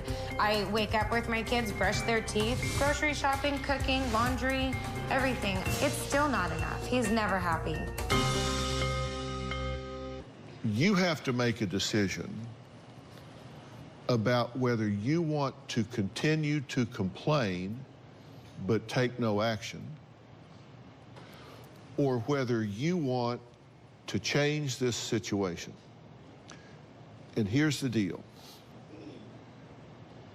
When you get a divorce,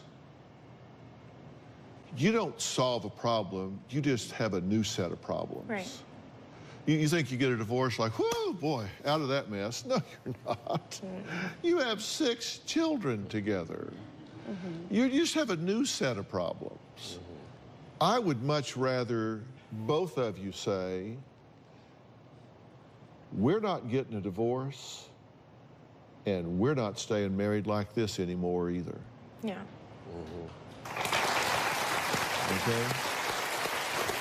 And you guys are so busy blaming each other that you have no time left to sit back and say, what can I do to change and resolve, fix, and advance this situation? Yes. You just bring out the worst in each other.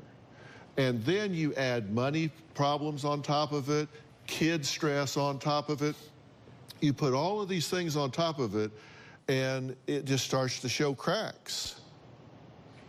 And so you start blaming each other, and that just simply doesn't work, because both of you, I'm sorry to tell you, but both of you are emotionally very immature.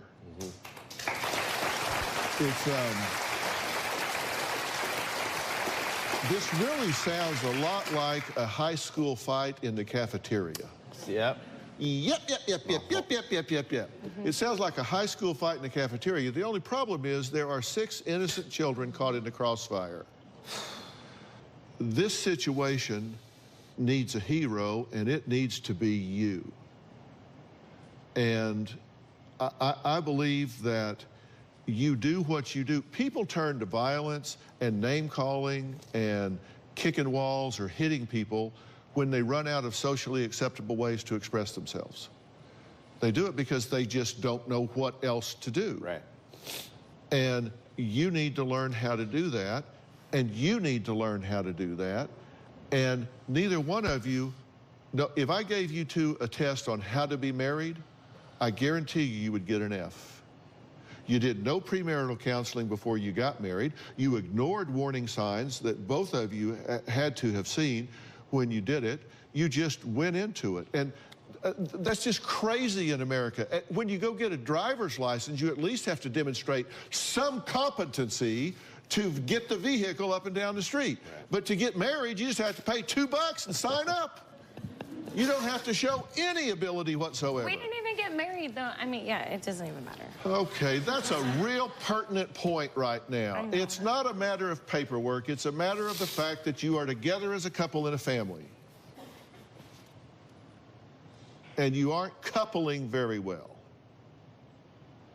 And that has to change. And this is just the beginning, and I'm going to tell you where it goes from here right after the break. You need to have a very intense program of family counseling here. And let me tell you how this works.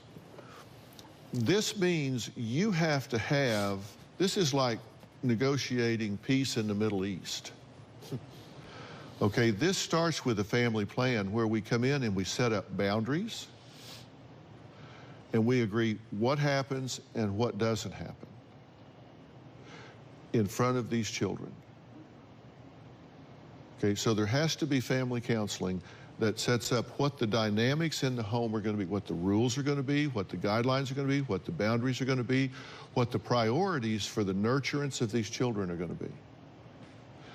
But then in addition to that, each of you have to have some individual counseling. And that individual counseling has to focus on different things. And for you, for example, you need some coping skills. You need some resolution. You need to know how to get past some of the things that have occurred in your past, how to fill some of the voids that have happened in your past, and you need to learn what to do instead of meltdown or fly into rage. And once that's done, then you have a job to do, and that's to go to each of your children, but only when you can do it and mean it. Like with your 16-year-old, and sit down and apologize. For sure. Yeah. And say, I have let you down. I've exposed you to things I shouldn't have. I know that now. I'm better equipped. I apologize, and we're going to do better going forward. Yeah, I love that. And that's going to be a real big day in his life. And if I make those arrangements, you're going to immerse yourself in it, right? Oh, yeah. Head first. And you're going to immerse yourself in it, right? Yes. Because you just think that all I got to do is criticize him and I win. No. You got to own your part of this.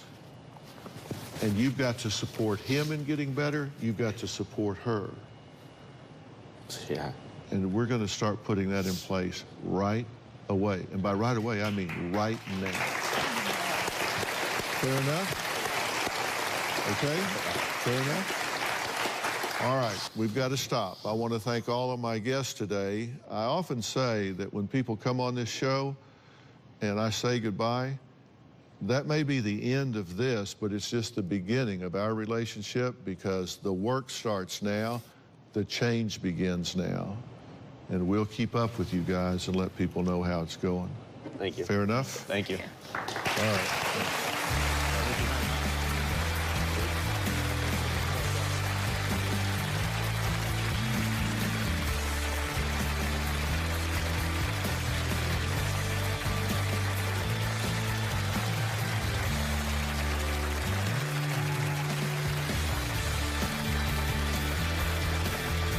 Today on an all-new Dr. Phil. I was unfaithful with about 20 guys. She says she can't stop cheating on her husband. I definitely don't rub it in his face. Oh, now wait a minute. You put this on social media. Don't tell me you don't rub it in his face. She calls it an addiction. A man messaged asking for sex. You didn't say, no, I'm a wife and mother. You said, no, I'm G's girl. Who's G? One of the guys she had an affair with. You're saying you're his, so be his. Let's do it. Have a good show, everybody. Here we go. This is a safe place to talk about hard things. Stand by. We'll count you down. Today's going to be a changing day in your life. 5, 4. I am not giving up on you.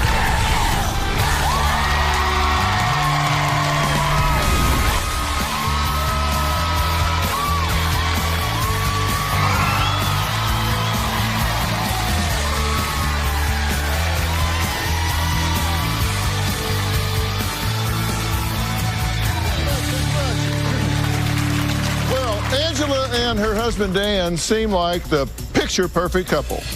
Now, they have 4 beautiful daughters and are prominent members of their church. Angela was a preschool teacher and had a beautiful house. They seem to have it all. what their friends, neighbors, and church congregation didn't know is that Angela has a secret. Angela says she cannot stop being unfaithful to her husband. And it's not just one man. She says she's been with nearly 20 different men in just the last few years. Now, Angela says her first affair happened after Dan refused to give her money to host a brunch with her girlfriends. Take a look. The first time I was unfaithful to Dan, it was because I was upset with him. I had a women's breakfast planned for me and my girlfriends. For whatever reason, he just woke up that morning and was just being a jerk. I asked him for money. Dan told me no. I'm a brat. I'm not really sure how else to put it. I got really upset and I reached out to an ex from the past. One thing led to another and we ended up having sex. When I got home, Dan immediately knew that something was wrong. He just kind of had a sixth sense. She was behaving totally different and very distant. 2 days later, I did come clean. I felt gutted, cut completely down the middle in half. I felt like a part of me died that day. He was completely devastated, freaking out. He made me call the guy and tell him that I would never want to talk to him or see him again. After the first affair, I did make a vow to Dan that I would never cheat on him again. Unfortunately, that wasn't the case. Well, Angela says after she admitted to her first affair, Dan's nonstop questioning drove her into the arms of other numerous men. Well, he's going to ask questions, right? Take a look at this. Following the first affair, Dan didn't give me a chance to redeem myself. Dan continuously accused me of talking and seeing other men when I wasn't. I just figured that if he was going to accuse me, I was just going to go ahead and do it. For 2 whole years, I just did it whenever I wanted to do it. I was unfaithful to Dan with about 20 guys. I slept with friends from high school, people that I met at the casino where I worked, mutual friends on Facebook. I was intimate with guys 3 to 4 times a week. I would tell Dan that I had to work late when I got off earlier. On another occasion, I would tell him that I would have to cover shifts when I didn't have to go to work at all. There were times where I would leave for a couple days at a time to have sexual encounters. One time I even went out of town on a work vacation with another man. I ended up being gone for 5 days. At the time, I didn't feel any remorse. I was out of control. When I'm talking to these guys, I just get some sort of high of knowing how good they are in bed. I enjoy the danger, the risk, and the thrill of all of it. I have had sex that has involved choking and bondage. I've even had sex with a guy who happens to be a drug dealer. I've even been to trap houses and drug houses to meet this person. I do this for the excitement of it all. When I'm out doing these things, I completely block out being a wife, being a mother. It's just completely gone in my mind. For the longest time, I was able to keep all of my affairs a secret until one day my daughter found a video on my phone and showed it to Dan. Dan completely flipped out. When people look at me, they would never even think that I had a sexual addiction. I'm a wife, mother of 4 children. I've taught preschool. I've owned my own business, which is all completely opposite of the life I've been living. I know what I've done is wrong, but it's a struggle. Well, I'm glad you're here. Are you? Yes. Why? Because I'm going to get help. Now, you said Dan has begged me to stop, but I just can't. You don't really want to stop, do you? Yes, I do want to stop. Why? You just said I get all of this out of it, so why would you want to not have that? Because my family and having my husband is a lot more important to me than that. You rub this in his face. What is your goal? No, I definitely don't rub it in his face. Oh, no, wait a minute. You put this on social media. Yeah. You say, I'm the side chick. You put it on social media. Don't tell me you don't rub it in his face. I'm trying to get to the point of why you're doing what you do. Right. I focus on why people do what they do and don't do what they don't do. I'm trying to figure out not why you're having the affairs. I'm trying to figure out why you're rubbing it in his face. Yeah, there was a time period where we just were extremely, mean to each other. We were extremely ruthless to each other. This was July 27th of last year. Girls can be nice, give second chances, be honest, be fun. They won't make you look stupid. Rub your back, be there when you need them, be down when you say let's go, check to see how your day is going. Be patient, makes time out of her already busy day, and y'all clowns still find a way to mess it up. A male posts wondering if Angela is referring to him. Angela, not you though. You're the best side dude. You're a married woman, and you're out here chit-chatting and flirting like you're in high school with your boyfriends. Right. Take me through the moment you're typing this stuff. What's your motive at the time? Okay. So I have to kind of just say that there were 2 years, within these 2 years, I was completely, didn't care. I didn't care how Dan felt. I didn't care what anybody else thought about me. I didn't care how anybody else viewed what I was going through because I was so hurt at the time just regarding everything that had transpired. I have the mindset that I don't care because people don't know everything that goes on behind, the closed doors of my home. Mm-hmm. And there was definitely a point in time where people looked at me as I was heartless. Because I was. So what was going on behind closed doors that made you to the point that you said, I don't care, I'm going to do what feels good in the moment? Dan's pretty controlling. He's pretty controlling regarding a lot of things that I do, a lot of people who I talk to. Just the fact that I am with kids every single day, all day.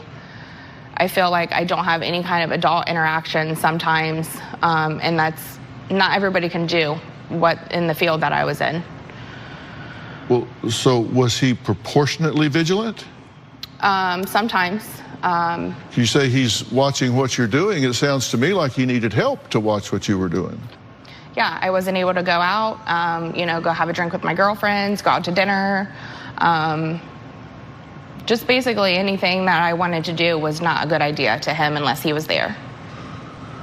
But you've kind of proven him correct. Yeah, definitely. In needing to be hypervigilant here. Angela says she's different now and wants to change. And let me tell you, people change, absolutely. You can say leopard doesn't change his spots. Nice saying, and good visual, not true. People do change, people can change. When their motivations change, their behavior follows. Well, something happened 3 weeks ago that makes me wonder if we've hit one of those points or maybe we really haven't. We'll be right back.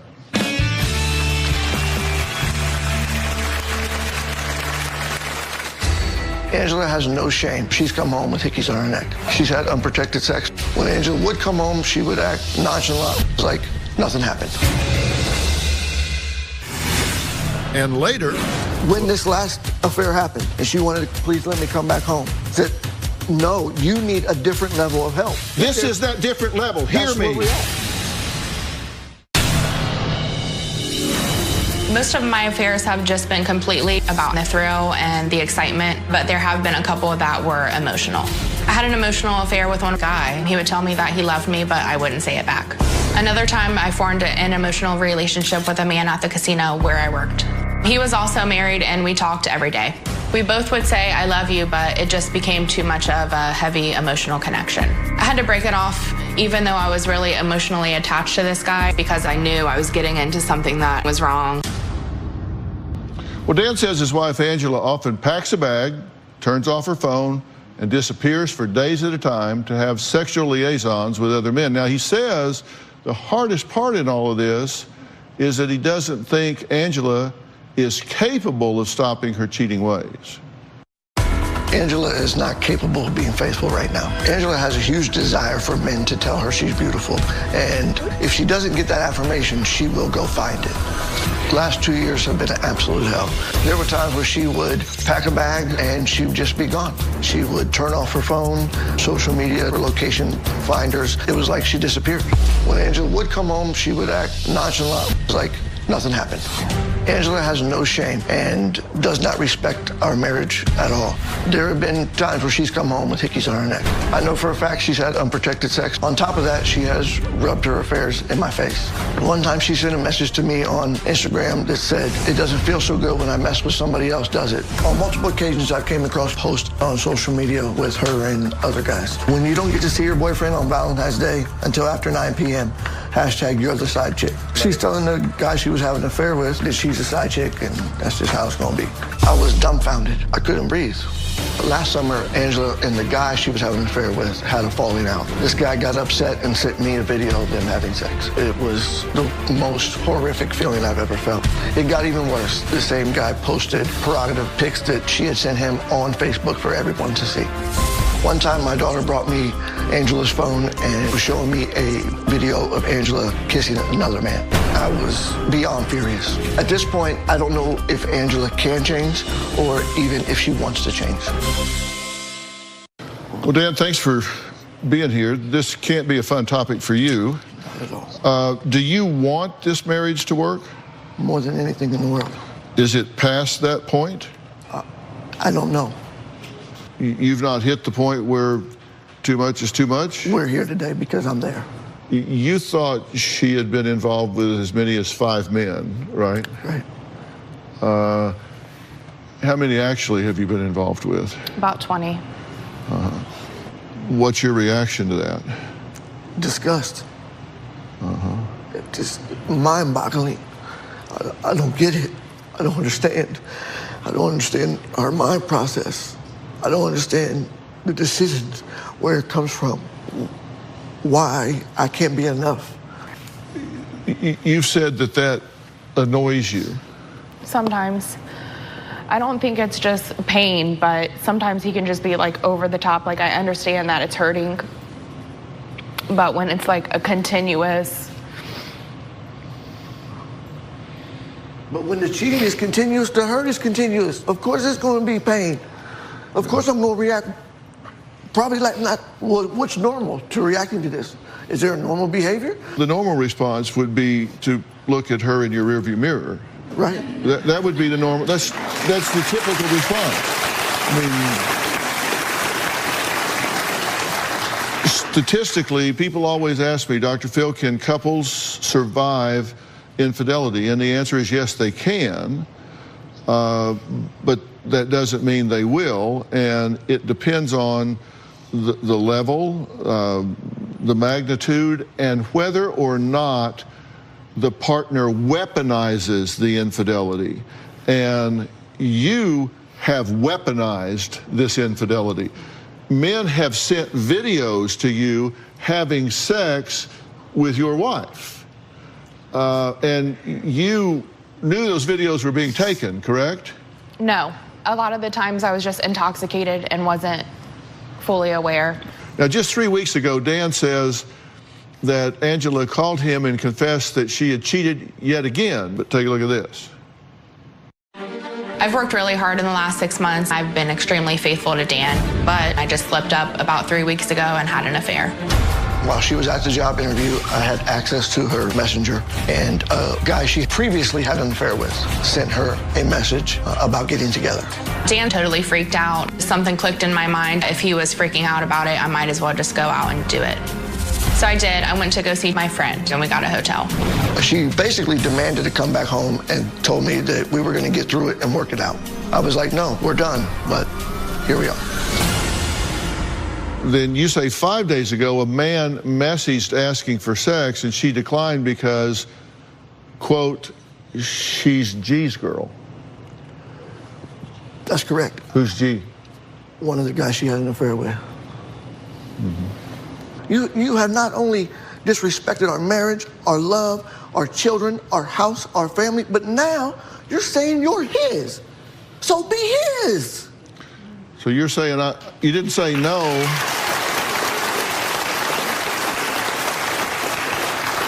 You didn't say, no, I'm a married wife and mother. You said, no, I'm G's girl. Yeah, it was one of G's friends, which is why I responded like that. I just wanted him to stop talking to me. Okay, Dan says he's so angry about his wife's betrayal that he's worried he's going to snap and kill her or one of her male suitors. We'll be right back.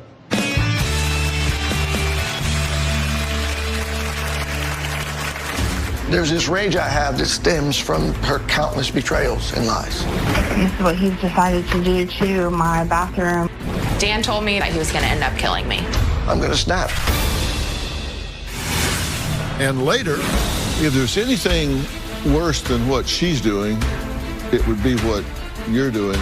You don't have to explain And every she'll be single back detail. later. That shouldn't even be a possibility.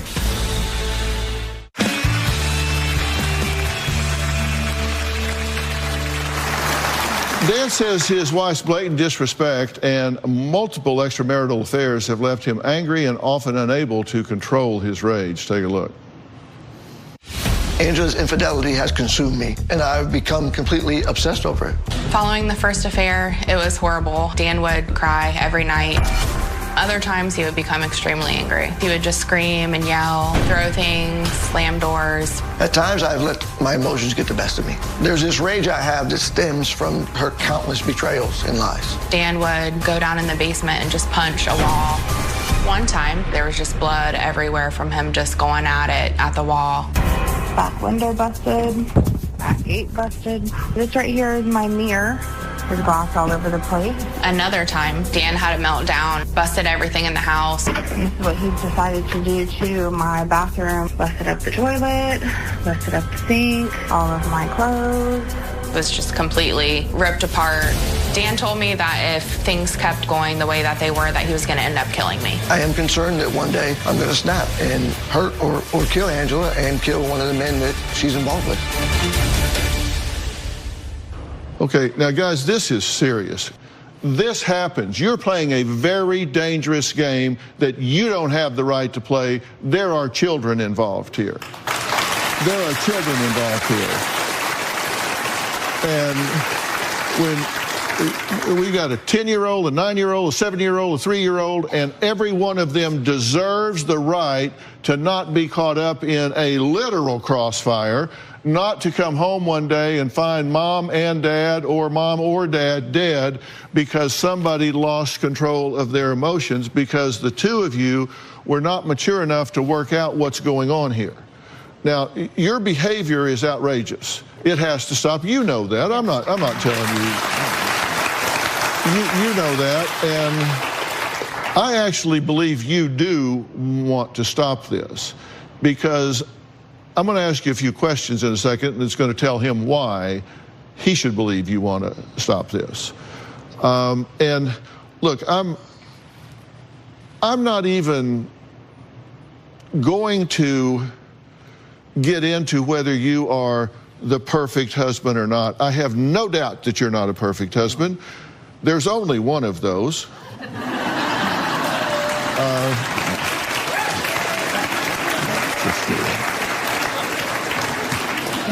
Your behavior gives him a pass because what you're doing is what's called outrageous overshadowing.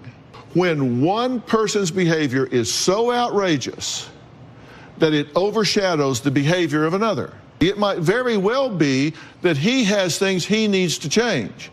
And those things can be worked on, but not while you're doing what you're doing. You never fix problems in a marriage by turning away from your partner.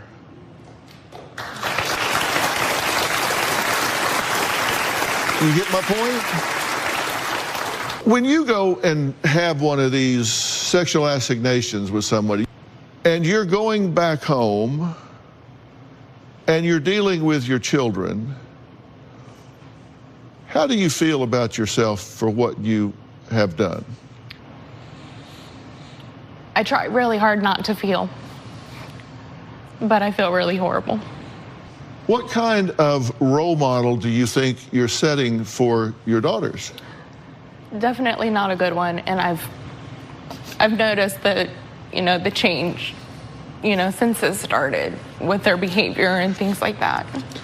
And they have said some very ugly things to you. They'll just say, like, go out and get drunk and go see your boyfriend. Have they called you names? Yeah, they've called me whore, slut. And how do you feel when your own daughters label you in that way? Not good at all.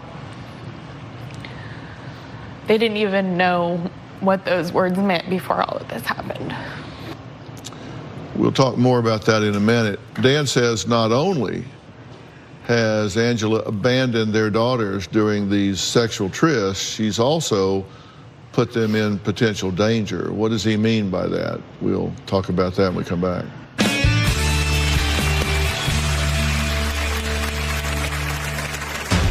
It is completely ridiculous that she has exposed the girls to her affairs. The girls have told me to go get drunk or go be with my boyfriend and just be a whore. Dan actually told them about my affair. It was extremely inappropriate. It wasn't fair and it wasn't right. Angela was absolutely being a neglectful mom. When Angela was having these affairs, she absolutely put these men over our family. Because of her own stress and anxiety trying to hide everything, she would end up treating the girls like crap. There was times where she would smack them too hard, grab them, and leave marks on them. If things don't change, we're done. It's over. We're getting divorced. Well, Angela says her eldest daughters were only 5 and 6 years old when Dan sat them down and told them, Mommy cheated on Daddy. Now, 4 years later, Angela says Dan uses their daughters to help him collect evidence of her affairs. Unfortunately, my daughters know about the affairs and they have a negative outlook about me. It is completely ridiculous that she has exposed the girls to her affairs. They're awake when she's not home. They know what she's doing. When my daughters were just 6 and 5, Dan actually told them about my affair. It was extremely inappropriate. It wasn't fair and it wasn't right. The girls actually asked me why would I cheat on Daddy and why would I make Daddy cry. I was completely speechless. It put me in a terrible position as a mother. There are times where the girls know she's out having an affair before I even know. They actually gang up on me. The girls have told me to go get drunk or go be with my boyfriend and just be a whore. To hear that from my own daughters is just complete devastation. There have been times where I've been upset and cried in front of them, and my daughter would say, why do you even bother? Leave her. It is heart-wrenching, and it just speaks to the fact that they have lost hope. My daughters have even gone through my phone and found things that weren't inappropriate and have showed it to Dan. It's completely unfair for the girls to be involved in any of this. I'm absolutely terrified that my girls might grow up to be like their mother, and that can't happen. If there's anything worse than what she's doing, it would be what you're doing by pulling those girls into awareness here.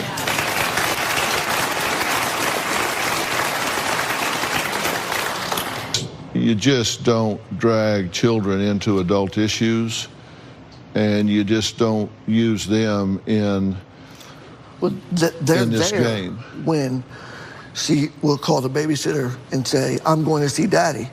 And then Daddy comes home, and they're like, didn't Mommy come to see you? No, Mommy didn't come see. I don't know where Mommy's at. So, what you want me to do? It would be your time to be a father and say, she'll be back later. Like, I'm not, like, you don't have to explain Ain't no she'll be back later. That shouldn't even be a possibility. Through those histrionics, there was a question buried in there. What do you want me to do? What I want you to do is be an adult. I want you to be the calm in the middle of the storm. I want you to say, I'm going to put my children's interest ahead of my own. Because Daddy's hurting, because that's selfish, and it's child abuse, and you don't do that. You don't do that. When this last affair happened, and she wanted to please let me come back home, I said, no, you need a different level of help. You need a different level of help. And well, we got to get this there. Is that different level. Hear That's me. Where we're at. You don't say those things to your daughter. And you say, well, what do I say? She said she was with you and she's not. So what do I say? What you say is there was a change of plan.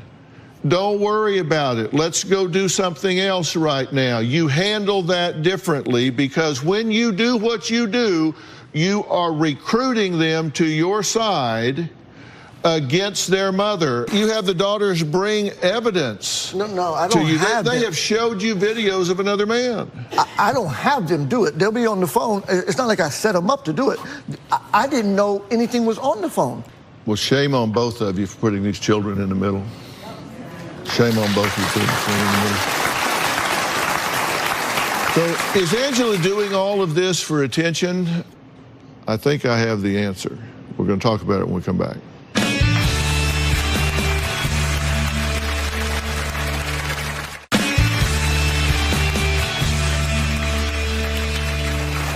It's been 6 months since Dan's suspicions were confirmed when his wife Angela came clean about her countless affairs. Dan believes that her indiscretions stem from something deeper. Angela acknowledges that her childhood has had an immense impact on her behavior.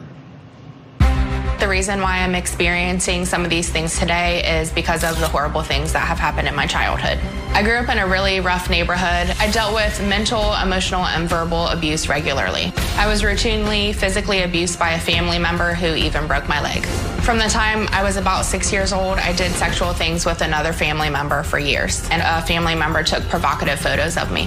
I remember seeing pornography, and I was enticed by it. I thought that it was completely normal. By the time I was 13, I lost my virginity to a boy who was 17 years old. After that, I just became completely promiscuous. I had sex with boys in the neighborhood, and I did this because I just wanted to feel something. I needed some sort of void filled. Because of all that, I have an issue with commitment. I feel like I'm just not good enough for anything. I tell Dan over and over again that I'm just not good enough for him, and I'm not good enough for the kids. The past does affect me today. I've tried to get over it, and I just can't seem to get past it. You say that you've tried to get over it. What does that mean? What have your efforts entailed? I've tried to forgive people, from the past who have hurt me, regardless of their viewpoint on it. I've tried to be a mom that I didn't have. I've tried to kind of, build something that I never thought that I would have. Where was your mother when all this was going on? When the sexual abuse started happening, what was her involvement? What was her reaction? She didn't know. Did you ever tell her? No.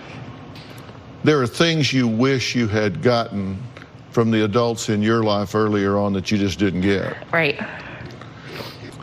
And there were things you got from some family members that you wish you didn't get. I ask you what you've done to try to deal with that, and you've tried to deal with it on your own. You've tried to forgive certain people. You've tried to say, I don't want to carry that legacy forward. Right. And have you talked to Dan about this? Yeah, Dan has been really supportive regarding, just my childhood and moving past. And, we've brainstormed ideas and, we pray together and things like that.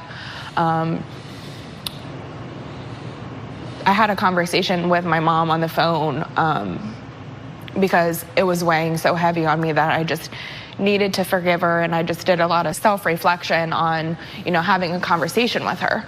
So when it ultimately happened, I didn't get the response that I was really hoping to get. But then again, I knew that it was something that I just kind of had to deal with on my own, and just kind of put it behind me. And that was actually happened just a week or two before the first affair, which I think might have had a lot to do with the mental state that I was in at the time. Well, what if what you said isn't true? What if you don't have to deal with this alone? And what if you really can't deal with this alone? Well, Angela worries that she will never be faithful to her husband. He worries she'll never be faithful to him. I'm going to tell them both what I think needs to happen here after the break.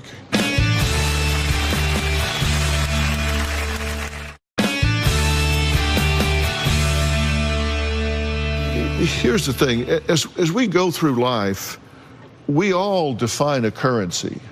When someone takes a child, particularly a young girl, and objectifies her and abuses her sexually, then oftentimes she learns that's what I have to offer, and it becomes your currency. And boy, when you step outside the marriage with someone, the adrenaline is rushing and they're telling you all the things that would be nice if it was every day, right? It also made you feel dirty. It also made you feel guilty. It also made you feel like you were doing something wrong. There are wounds in you that are gaping wounds that are open. And no matter how bad you want to be different, until those wounds are healed, you're not going to be different. And let me tell you this, and you need to hear this. This isn't about you. It's about what's happened to her before. Made some mistakes? Yes, you have made some mistakes. But I tell you, the one thing you haven't made is you have made the mistake of bailing on your family, your children, or your wife when she is hurt in a bad, bad way. And she has certainly given you a lot of reasons.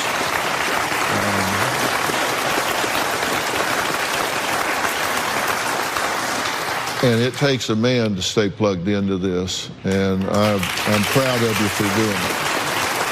Now,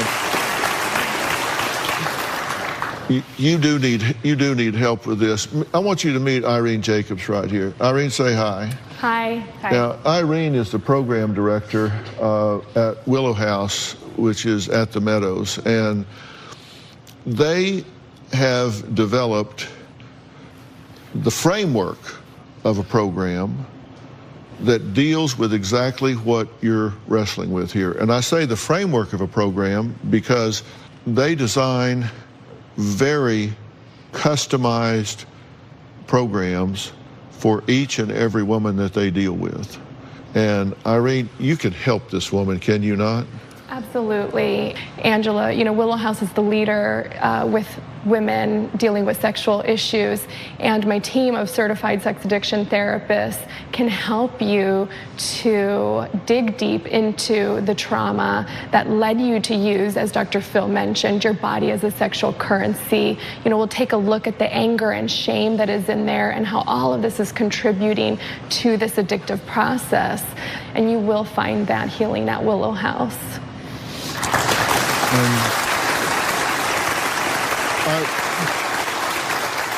I'm making this offer of this help to you. Will you take it? Yes. Okay.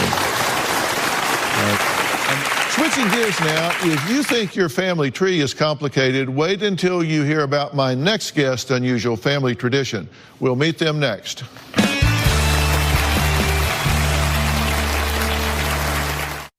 My next guests have a very interesting family tradition.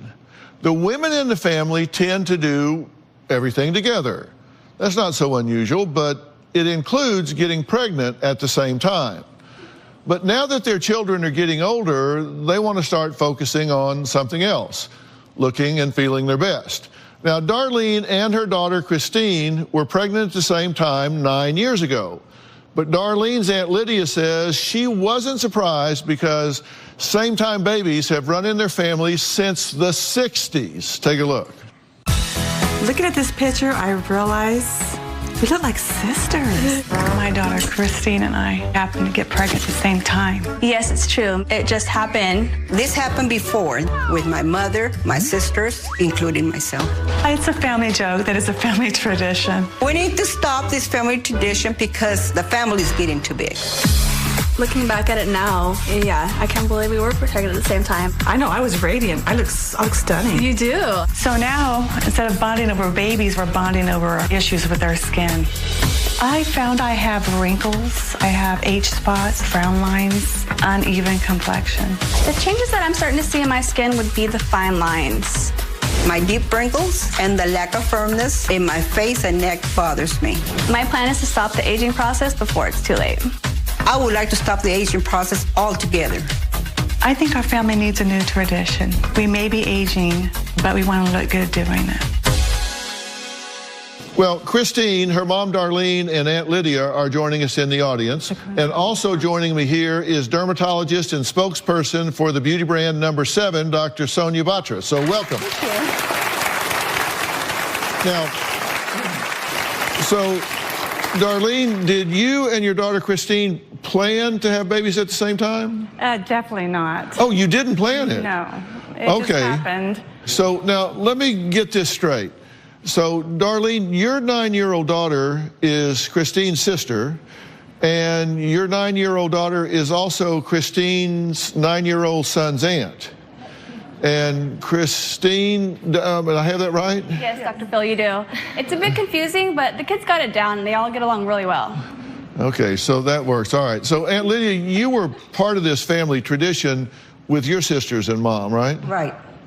Okay, and why do you think so many women in your family have children at the same time? Well, it was just a coincidence, you know, that it happened.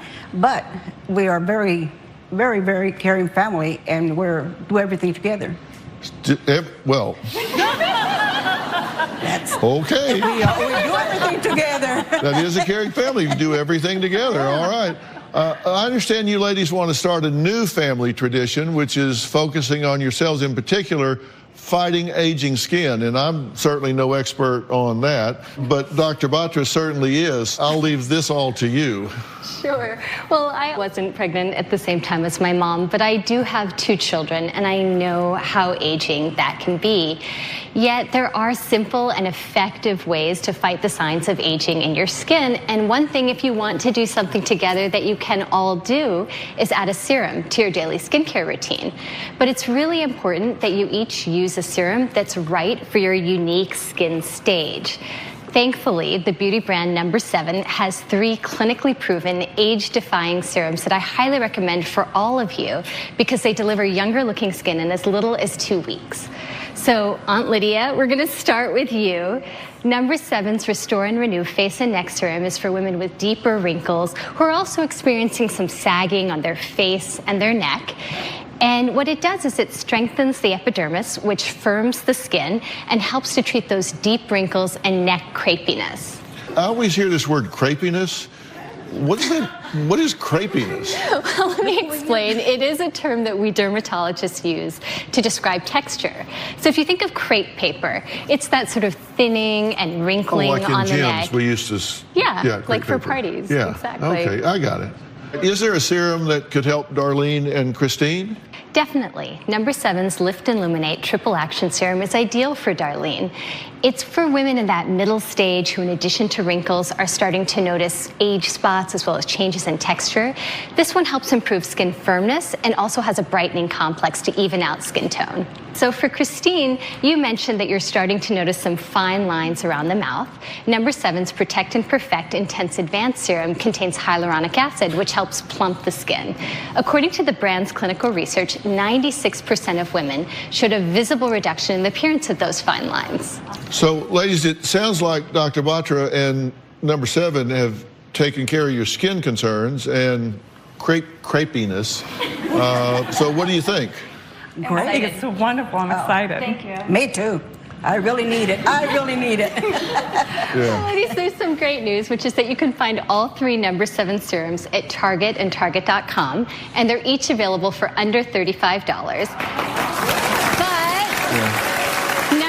7 is giving you each a year's supply of the serum that's right for you. And audience, you are all going home with all 3 No. 7 serums as well. Okay? So,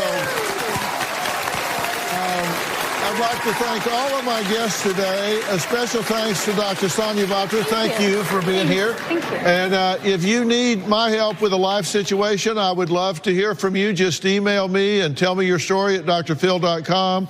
Or if you'd like to be part of our studio audience, we have fun here, right, guys? The tickets are free. All the information is on my website, or you can call 323-461-PHIL. That's 323-461-7445. We'll see you next time.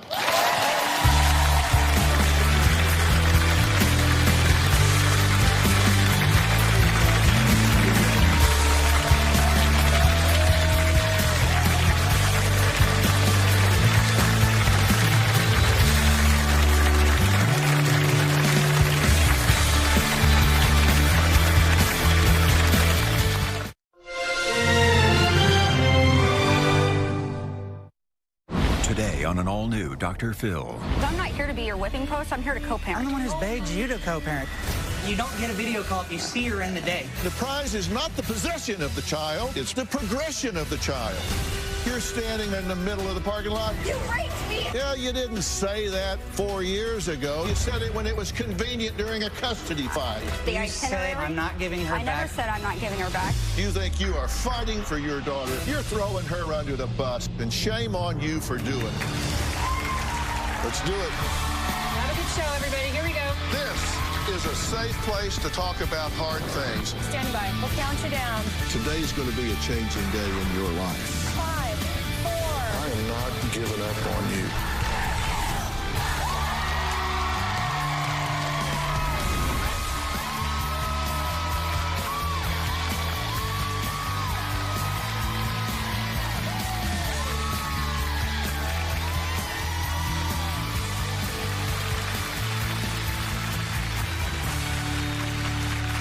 Yesterday, we met Bronwyn and Brett, exes at war, who came to the show with thousands and thousands of pieces of evidence against the other. Now, Bronwyn claims Brett and half a dozen sheriffs showed up at her 4-year-old daughter's daycare with an emergency child pickup order and stole her away. The little girl was handed to Brett and his girlfriend, Sarah, who had never even met the child, and that's when this nasty custody battle exploded. There has been numerous allegations of child neglect, mental illness, substance abuse, and even sexual assault. Here's what happened yesterday. When they came and took Bella, I was completely taken by surprise. This custody battle has gotten ugly. Bella lived with Bronwyn and I as a family her whole life. She doesn't know you. At some point, you said that the child was the product of rape. Yes. February of 2016, we got the DNA test back. And then I sat down and had a conversation with Brett. I said, Justin thinks you raped me. You didn't know her then? No, I did not. You were there and didn't declare rape. You weren't there and did declare rape. I'm confused. Bronwyn is a pathological manipulator, an absolute danger to everybody she comes in contact with. I kept asking her to see my daughter. She kept giving me excuse after excuse. I had received a picture of my daughter with a swollen face. The state had no choice but to give me sole custody. Did you rape Bronwyn? Absolutely not. She had told everybody for years I was the father. So you just declared that he was the father before you knew it, and that was just to manipulate him into responding? It wasn't a manipulation. Well, it sounds to me like that's exactly what it is. Shut up. Okay, hey, take a break here. Take a break. I'm only interested in what's in this child's best interest, and I'm curious if anybody else here is interested. Were you getting subpoenas and notices of hearings that you were ignoring? He ignored them. They have said that in court. It was totally innocent. I wasn't avoiding anything. What about him denying it to the sheriff? That's perjury, my friend. Show me. What? What are you talking about? What do you mean show you? You got to listen to yourself. I'm listening very carefully. No, you're not. I don't think you guys are there. You don't hear what you're saying. Can you please calm down? No, I will not calm down. You be calm. Please stop. Look where you dragged me to. I went to Florida because of you. I've been to California because of you. That's the only 2 times I've seen the ocean. Thanks. Sarah and Brett claim that Justin hits Bella with a belt, and they have a recording to prove it. She told me Justin hits her with the belt. Is that true? Yeah. And she said it hits her in the butt and in the privates, and it hurts. Oh, you are sick. I was in court. You're sick. That is coercion. You said I was a tyrannical, suicidal alcoholic who everybody is afraid of. Oh, really? Bella didn't know we were recording that. Well, you know what's important is I know you were recording it. Fair enough. Are you kidding me? Hey, I'm doing my best. We never said we were perfect. I'm not asking you anything right now because you're not the mother. Okay. Bronwyn's mother says she remembers her granddaughter covered in bruises at one point and says she has the pictures to prove it. Was she behind all those CPS reports against Bronwyn? My name's Cassandra, and I am Bronwyn's mother. Current situation between Brett and Bronwyn is not serving the best interest of Bella. They need to get through whatever it is they're going through so they can put Bella first. Both parents need to stop beating this child's psyche up, trying to punish each other. Bronwyn has accused Brett of rape. You raped me! She's not terribly credible on that since she's accused 5 men of this. Bronwyn has an older daughter who's 13 years old. I raised that child. The last time Bronwyn saw her 13-year-old daughter was August of 2015. I am wore out mentally. I have spent tens of thousands of dollars raising this child. I can't do any more. Dr. Phil, I need you to help these parents. Well, Bronwyn first emailed me back in 2012 after she signed over guardianship of her oldest daughter to her mother, Cassandra. Now, after fighting in court for a year, she says Cassandra convinced her to sign the documents and she would still be in her daughter's life. But that didn't happen, and she hasn't seen her daughter since 2015. Now Bronwyn says her mother has teamed up with Brett to destroy her once again. Take a look. I no longer call my mother mother, I call her Cassandra. Cassandra's highly abusive. She will do anything and everything to get her way at all costs. As a child, she acted as if I was a burden. At 9, I started taking care of myself after school and cooking and fending for myself. When I was 17, I got pregnant with Frankie. Cassandra never wanted me to be a mother. From the complaining about what kind of diapers I bought, or the formula I bought, or the clothes, just about everything you could think of, Cassandra nitpicked. Cassandra continuously told me how I was unfit to be Frankie's mom. Cassandra would make doctor's appointments and take Frankie to go get shots and things like that without my permission or my knowledge. After Frankie turned 6, I signed over guardianship of Frankie to Cassandra. I felt worthless. I didn't want to talk to Cassandra. My conscience wouldn't allow me to talk to Frankie. I really did not want to talk to anybody. When it comes to Cassandra, I'm not a doctor, but I can tell when someone's sick. Bronwyn's mother, Cassandra, is joining us via Polycom. You said both of these parents need to stop. Your quote was beating up this child's psyche. Tell me what you mean by that. Both of them are talking about themselves. So, I mean, nothing here has established that they're actually wanting to work together to help Bella. But you said in court last year that Bronwyn was an unfit mother. How do you know if you haven't seen her parenting? Are you talking about the fact that she has been absent from her other child's life since 2015, or are you talking about how she behaves with Bella? Bronwyn's form of abuse on Bella takes the form of neglect mainly. She allows her men friends to take care of her children, and I see that it hasn't changed. How would she know that? I mean, I've been with Justin since 5 years. January 2014. So what men friends? I thought he was there since she was born. Right, about 3 months after she was born. Effectively, Bella's entire life I've raised her. So what about all So the about other the time fathers? of the ads. What other fathers? There are no ads. Cassandra hacked all my emails. She's been in and out of my emails since 2008. I don't All trust of your social anything. media. Like, she's identity All of thefted my social media, everything. I don't trust anything that they have out of an One email. of the things that the court will look at, and you brought this up in your tape before, Sarah, there's been a busted lip, a black eye, a burn on the arm, bug bites. These are things that you've seen, correct? Not personally. I don't remember you've seen bringing the all this. pictures of them. Yeah, I've seen the pictures of them. I didn't know what all of that was Bella got a black eye at a babysitter. She was immediately removed from the babysitter and taken to another one. She fell on a piece of playground equipment and busted her lip. There's actually pictures that Cassie and Brett have of that day that they pulled out of my email. The burn on her wrist was an accident. It was my fault. I turned my back for 30 seconds. She reached up into a pot that I was cooking. It was an honest accident. Okay, I have a question. And then the bug bites, we were out at Cassie's farm. Cassandra, did you make the CPS reports? We got those pictures from you. Where did you get those pictures? From Cassie. And how did you get the pictures, Cassandra? Yes, I did get into her email account, and I did get into her Facebook at one time. And later, growing up in the hood, you didn't want to be a shook individual. Shook meant that you were soft. You had to be hardcore. And, I like to live my truth so nobody can use my truth against me. So instead of running from the term shook, I'm embracing it.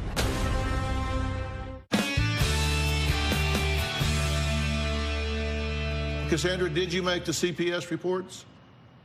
I made one report on Bronwyn. And that report was due to the fact that Bella had hit her head, and what she had told my mother, that my mother had called me, and so I called CPS to check it out. That's it. That's the only one. And she says that she is her mom when she calls for that report, too. And we got those pictures from you. Where did you get those pictures? From Cassie and her family. Where did they come from? From Cassie. And how did you get the pictures, Cassandra? I have accumulated so many things on Bronwyn since 2011. And yes, I did get into her email account at one time, and I did get into her Facebook at one time. So you hacked Bronwyn in. had come to my house several occasions and logged on to her information from my computer. So yeah, I nosed around it. And took the pictures, you copied the pictures out of there? No, not all of them.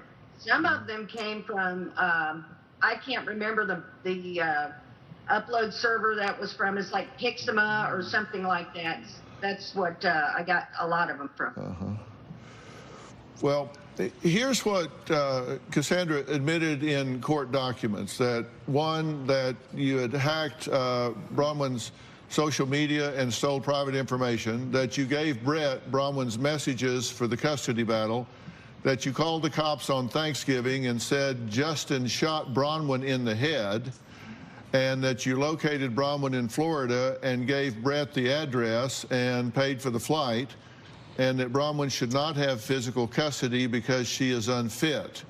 Now, those are the things that you admitted to in court. So you said that Justin had shot her in the head, and you did that. Why? Was this a ploy to try and find out exactly where she was located? No.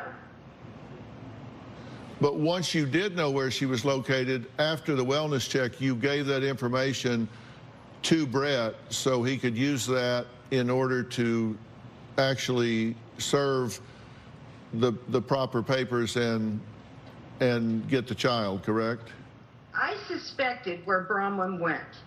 And so I gave him both of those addresses to try to have her served out. And you were doing this because you were concerned for the child's welfare? Yeah, this was completely about the child's welfare and actually my daughter's welfare. Now, I've got to take a break here, but I want to give you a chance to respond to this. Do you use corporal punishment with this child? No, we don't.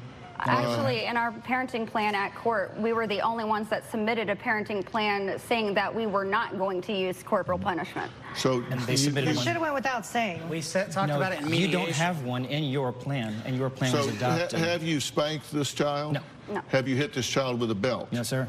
So my daughter's a liar. So, You coerced her. so you, I did, right. So you've not hit the child with the belt at any time? No, ever? absolutely not. I've never hit anyone with a belt in my life. Okay, and you would be willing to take a polygraph to prove that? Yes, I've never hit Because her you with a belt. volunteered to do that? Absolutely. Never hit her with Okay. a belt in my life. All right.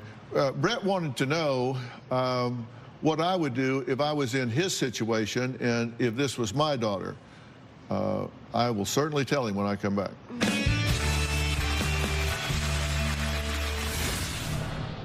I'm not here to be your whipping post. I'm here to co-parent. I'm the one who's begged you to co-parent. Dr. Phil, what's your definition of co-parenting? Well, Telling the other person about their child and doing the DNA test would for a start. and later, you're standing there in the middle of the parking lot. He raped me. Yeah, you didn't say that 4 years ago. You said it when it was convenient during a custody fight. And the prize is not the possession of the child. The prize is the progression of the child.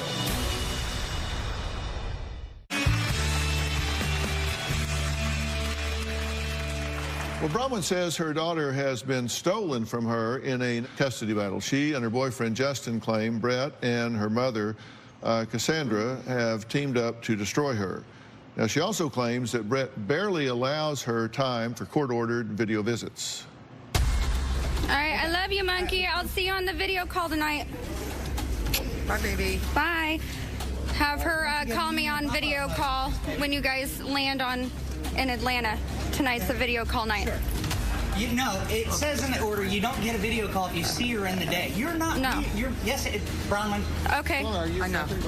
You're okay. Bye, Bella. I love you. You are mentally.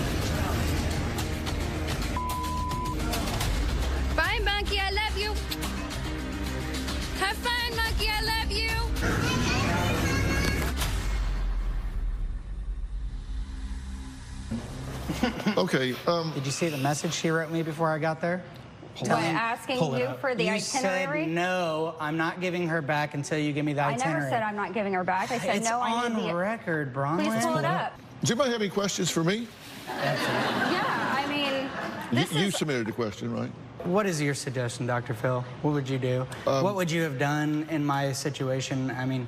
First of all, keep all your quippy garbage, your narcissistic, bipolar human being. Like, keep all that stuff to yourself, because I'm not here to be your whipping post. I'm here to co-parent. So, I'm the one who's begged you to co-parent. You were the one that said that I was all these things, calling CPS. Dr. Phil, what's your definition of co-parenting? Well... Telling the other person about their child and doing the DNA test would first start. Okay, well, let's look at some text here. These are Brett's texts to Bronwyn. Now, this is July 14th of 2017, and this starts at 6:34 p.m. We will not give up on our one night of going out and having family night for your schedule. 6:35 p.m. You've typed faster than I do. I am the only one who has even attempted to create a contact schedule, let alone you not even once let me meet her or talk to her. So Sunday or nothing. If you don't like it, take it up with the courts. I did. 6:36. I've already arranged everything around you. You have not complied and done nothing in regards to this matter. There are 9 pages of text in a 4-hour period. I tried being reasonable. You asked me for help. I said, okay, let's give Bella the best of both worlds. You had even said that to me. So you verbally berating her for hours at a time repetitively is reasonable? The question was, what time will you be home for Bella to talk to me? That was the question that triggered 9 pages of... I didn't know what time I was going to be home. I had it took 9 pages to say, I'm not sure. I had a fluctuating, well, I mean, even saying anything to her, I mean, there's a lot of things you haven't seen where she just... Oh, I've seen it all. You all sent me thousands of pages No, of you documents. haven't. You haven't seen it. Well, then it's worse than I thought. It is. Listen, you know, guys, I really, really am trying to help you guys here. Thank you. But you're a bunch of right fighters, is what you are, and the child is going to pick up the tab for it. I mean, I want her to know Brett and Sarah in a positive way, not a traumatic way. Getting picked up, put in a car, shipped out 2,600 miles away from the only family she ever met. It doesn't matter. That's why we applied for joint custody first, and then you took off, and we had to do it that way. I told you I was moving. You told Facebook. You weren't even friends with him. I told you. That's why you said, I bet you didn't know she fled to Florida. Why didn't you answer the subpoenas and come to court then if you wanted to do it that way? You were served. We've already gone to court for this. Are we really going to talk about this? It's been proven in the court of law they denied subpoenas. It's been proven that he was the one that was mad about it. It says it in the judgment. It doesn't matter because that's not how we wanted to do it. That's how you made us do it. But none of that is true. Bella matters. We were never legally served. Is that what you're saying now? No, it was set aside because we were never legally served. No, it wasn't. This is a moot point. It was not. We're not on the page of Bella, and that's where we need to be. Bronwyn, stop it. Oh, wow. You texted me, I'm afraid of my blood test and what the results will be. I'm sad. And I said, okay, what does that mean? You said, I don't know. Everything has changed. I just want Bella to get the best of both worlds. What are you talking about? What do you mean? My phone. I gave your mom a copy of the text. Stop talking. Stop talking. I'm going to say what I have to say here, and I'm going to say it because I want to have gone on record as having warned you all. Why do we still have custody? There's actually a case open right now on you.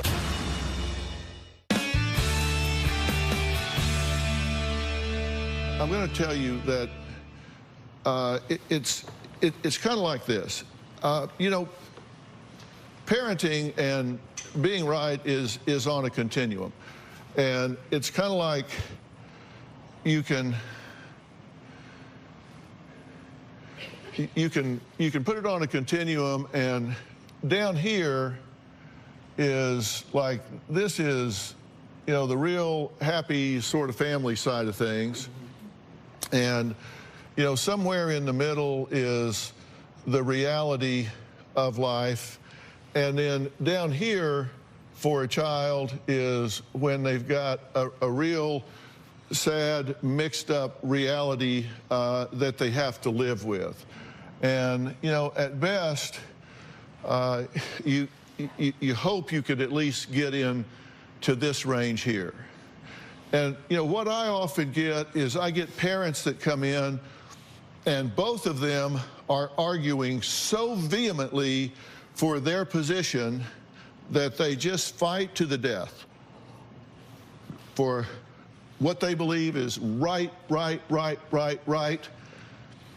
And I'm sitting there aware that neither one of them are within a country mile of any reasonable parenting approach for a child. Bronwyn and Brett, both of you are down here. Both of you are down here, and both of you are just fighting. And what you do is both of you are sarcastic, you're rolling your eyes, the court of law proved this. Oh, come on. This child drew you two as parents, and you come in here belligerent. You are belligerent, my friend. I understand. And you are self-righteous because you think you are fighting the good fight for your daughter. You're throwing her under the bus, and shame on you for doing it.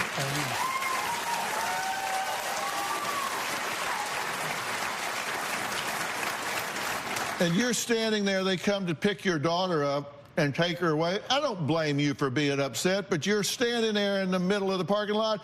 He raped me. Yeah, you didn't say that 4 years ago. You said it when it was convenient during a custody fight. So after you had evidence. What? You want to argue some more? No, sir. She couldn't say something until she had evidence. Oh, yeah, you're right. You're right. Okay, let's just turn this over to you. You want to take over this conversation? Yes, sir. You want to take this over? We'll put that in the tape, and we'll play that for the judge when we get there. That when somebody was trying to step up and put this back on the right track, you want to chime in and tell everybody how right you are. You don't know, buddy.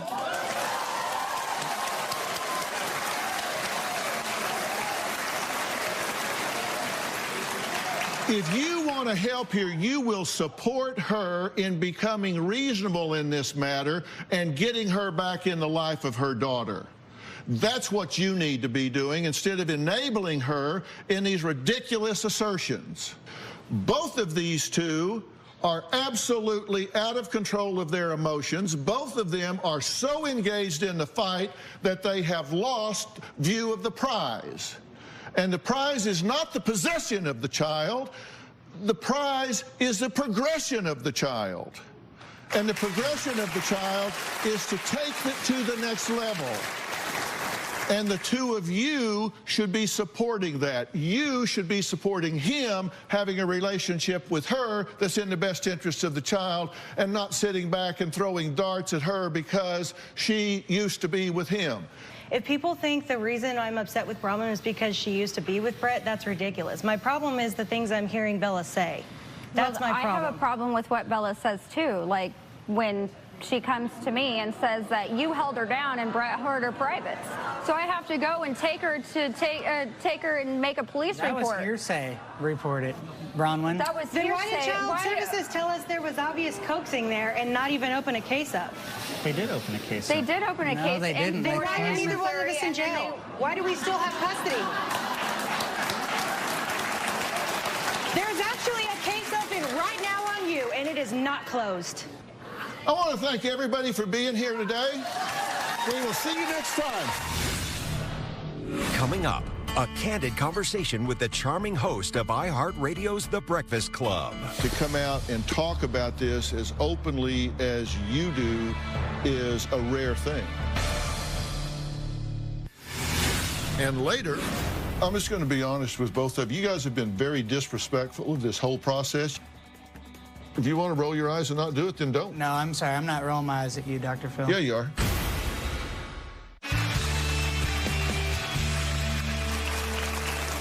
Well, he's known for being bold, brash, and asking tough questions as one of the co-hosts of the nationally syndicated iHeartRadio program, The Breakfast Club. Charlemagne the God, who is known as hip-hop's Howard Stern, along with DJ Envy and Angela Yee, have interviewed everyone from rapper Kanye West to actor Jonah Hill. I even appeared on the popular morning show just recently. Take a look. Morning, everybody. It's DJ Envy, Angela Yee, Charlemagne the God. We are the Breakfast Club. Special guest in the building, Jonah Hill. This is my favorite show. What have you done lately, though? What have you done lately? Well, let's talk about you. You come to work every day. I didn't wait, stop. Don't say you're speaking my business and you don't know what you're talking about. Dr. Phil. Yes, sir. What's up, Dr. Phil? Good morning. How's everybody? Joining me now, Charlemagne the God. My next guest tonight is the unfiltered radio and television personality, Charlemagne the God. What's your advice, Lena? Because you don't seem like you have any inhibitions. Like you get naked when you feel like it. I do. Get it off your chest, Birdman. Stop playing with my name. No, I can see why he's mad. You never stop talking about him kissing Wayne in the mouth, bills that he allegedly doesn't pay. Y'all saying my name, put some respect on it. Stop playing with my name. I don't understand the angle. I ain't got no more talking. That's right.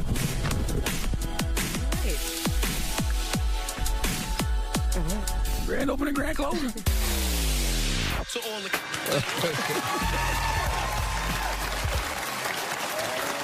Please welcome Charlemagne the God. Say hello.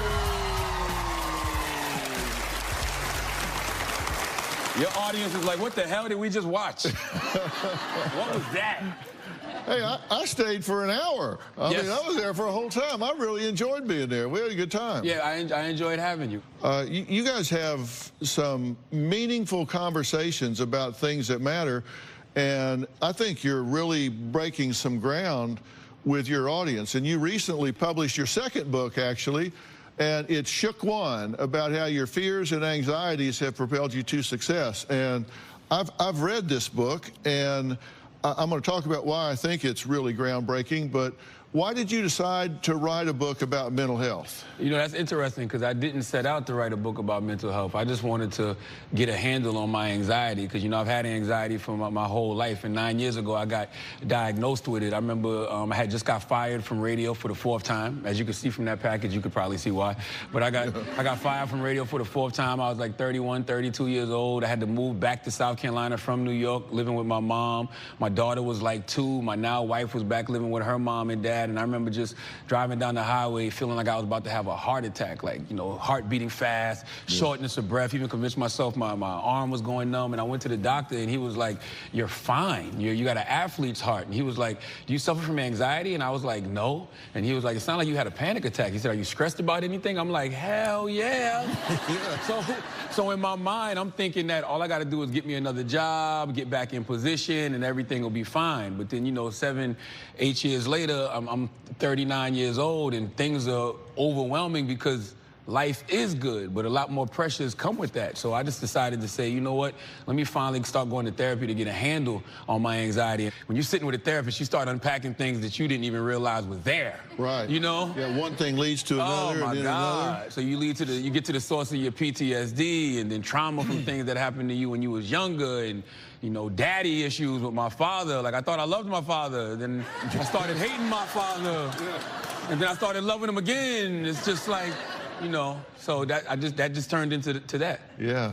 So tell everybody what Shook One means. Shook One is the title of a classic Mobb Deep record. And, you know, growing up in the hood, that was the last thing you wanted to be. You know, you didn't want to be a shook individual. Shook meant that you were soft, you were scared. You know, you had to be hardcore. And, you know, I like to live my truth so nobody can use my truth against me. So instead of running from the term shook, I'm embracing it. This is... For a black man to come out and talk about this as openly as you do is a rare thing. You know, I'm a God-fearing man, you know, so I feel like sometimes, you know, God lets things happen to you so he can work through you. Yeah. And I think the easiest thing for me to do is just share my experiences. Like, I'm not an expert at anything. I don't have any doctor in front of my name, okay? I didn't even go to college. I don't have a degree, so I'm not an expert at anything. I just have some experiences. So one of the easiest ways for me to even deal with the things I'm dealing with is to talk about it. That's why I'm so glad I have radio. I'm so glad I have podcasts. And, you know, I feel like just sharing that experience is what's going to make other people speak up. And I didn't realize that, you know, it was such a need. How has fear helped get you where you are today, though? I know people who have paralyzing anxiety to where they can't even leave the house when they have panic attacks, you know. When I have panic attacks, I get so scared that I got to go do something.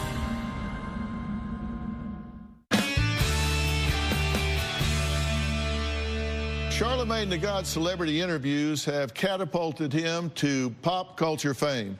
He's also a New York Times best-selling author and recently released his second book, Shook One. Now, guys, I'm going to tell you, I've read this book, and he just was saying before we went to break, he said, I'm not an expert in anything, don't have any letters behind my name. But I'll tell you what, this book is written from the heart, and it is very insightful. And there's a lot of inspiration in this book because the universe rewards action, and this is a guy that has taken action and is doing something about it. So, thank you, Dr. Phil. I promise my check will clear. Yeah. You mentioned that a great example. You mentioned that a great example of how fear of failure can get in the way of success is the interview that you did with Kanye. Tell me about that. Yeah, because I feel like we were just overthinking the situation. You know, you have two people, I guess, who want to always have control and always looking for the right time to do something, but you know, there never is a right time to do something. You either do it or you don't. And so, like, we taped this interview back in early April of this year, and we held on to it forever, but I do believe in the universe, you know, working things out in our favor, because when he finally did put the interview out, it was May 1st. May 1st was the first day of Mental Health Awareness Month. Yeah. You know? And I mean, he went to TMZ and wilded out on the same day, but I still feel like I still feel like it worked out and it did what it was supposed to do. Yeah. There's a quote in your book. You say, "There's no question the stress I experienced as an African American, especially a poor one, growing up in the South, has directly led to my issues with anxiety." And talk about that a little bit. Well, I mean, I think it's just a different level of anxiety that comes with being black in America. That's why I call it being blackanoid, because you're black and paranoid in America. Like, if I get pulled over, if I get pulled over by the police, you know, I'm thinking about a whole different set of circumstances other than whether I was speeding, whether I moved into a different lane. Like, I'm just like, am I going to get shot today? Like, that's honestly my mindset. Now, I don't know if it's exaggerated because of the fact on social media there's so much social engineering going on, and you see these videos over and over of unarmed black men getting killed at the hands of the police, but whatever it does, it doesn't do anything good for me and my anxiety. Yeah, that's for sure. Well, but how has fear helped get you where you are today, though?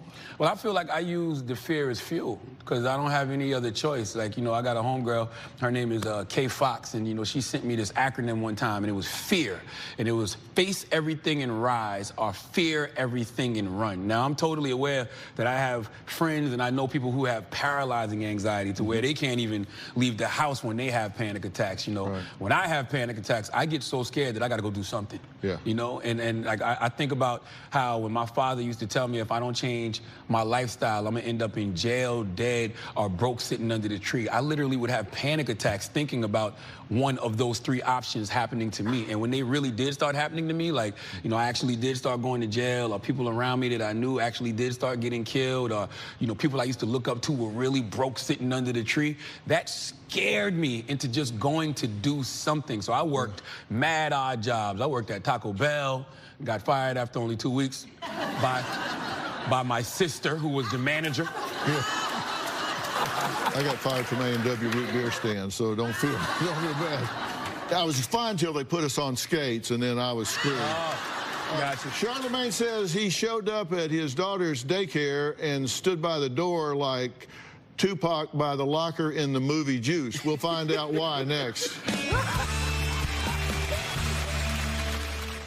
Tell me how your parental paranoia got worse after having children. Oh, man. I mean, because I had children. But no, it's like, you know, I think anybody in here who has kids, our kids are our hearts literally walking around outside of our bodies. Yeah. And we try to micromanage that situation as much as possible, and we try to control every little aspect of their life. Like, I got 3 girls. I got a 10-year-old, a 3-year-old, and a 1-month-old. Damn. Yeah. Y'all know I used to be a player, huh? I'm getting what I deserve, okay?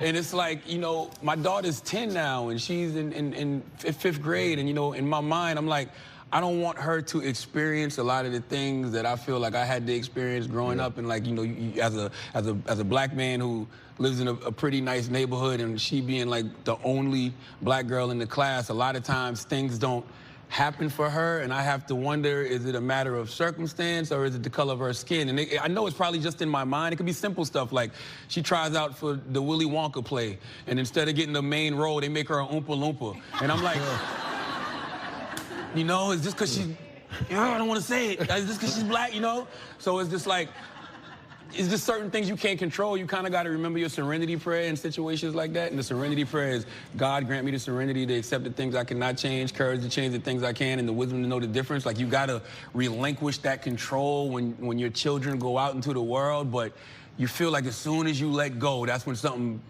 bad is going to happen. It's just, that's your kids. Like, I don't, if y'all have a way to not worry about your children, please let me know. I really want to reiterate the fact that you talk about this and people see that you can experience anxiety, you can experience panic attacks and still be okay. It doesn't make you weak. It doesn't make you flawed. It doesn't make you something to be ashamed of. I don't know if I'm okay. I'm just okay not being okay. Yeah, that's what I mean. Yeah. It means you can be flawed and you still keep going. You still get up every day. You still go to work every day. You're still a parent every day. It's not a success-only journey, and that's okay. Yeah, and that's what I mean when I say I feel like I use my fear as fuel, because like I said, I don't have any degrees. Like, there's no backup plan for me. Trust me, I wake up every day and look at the ceiling of my house and being like, what did I do to get here? Why am I here? Like, I don't feel special. You know what I mean? I didn't do anything special to get here. Like, my mom was a school teacher in South Carolina for 30+ years. The most she ever made a year was $30,000. Yeah. I get that for an appearance sometimes, you know what I mean? I'm just saying, you know, so like that makes me feel bad. Like, that actually gives me like a sense of guilt. And sometimes I wake up and feel like, man, the light's about to get cut off at any moment. Yeah. Plus, I think I got PTSD from being fired 4 times. Yeah. Yeah. Yeah, unfairly, I'm sure. I mean... 3 of them. 1 I totally deserve. Yeah, 1 you totally deserve. Yeah. All right, look, the book, as I say, is Shook One, and you guys know I don't recommend books lightly. I recommend this book. Read it. I want to thank all of my guests today. A special thanks to Charlamagne the God. You can pick up a copy of Shook One at bookstores and online. And by the way, everybody in the audience is going home with a copy. We'll see you next time. Okay, man.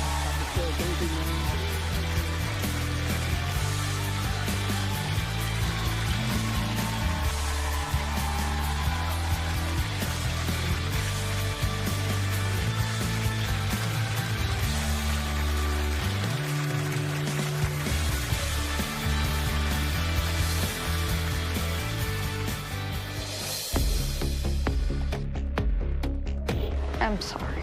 I want to know what I can do better. I really, really want your help. I'm just going to be honest with both of you. You guys have been very disrespectful of this whole process. You've been disrespectful to me on the stage. You've ignored all the work that my staff did, and you are not interested in what happens with that child. This tape's going to court. And when it goes to court, you're not going to like the results. I will tell you an alternative that I believe that the 2 of you should do. And I'm even willing to pay for it. Let me bring in some professionals that will meet with both of you individually and then together and work out a parenting plan. What's important is that you follow some rules and put the child's interest ahead of your own. You take the help? I will absolutely take the help. Deal? Deal? Yep, I hope it works. Yeah, it will if you throw yourself into it. Thank you. Thank you for talking to me again. If you want to roll your eyes and not do it, then don't. No, I'm sorry. I'm not rolling my eyes at you, Dr. Phil. Yeah, you are. No, I don't mean any disrespect. I'm not trying to roll my eyes. Yeah, you are. You're rolling your eyes like you already know how this is going to turn out. You're not doing me a favor. Just head back to court and take your best shot. I don't want to go to court. I'm just offering you an alternative. If you don't want it, don't take it. No, I totally want it. Okay. I'm sorry. I didn't mean any disrespect to you. Okay, great. By any means. Thanks a lot.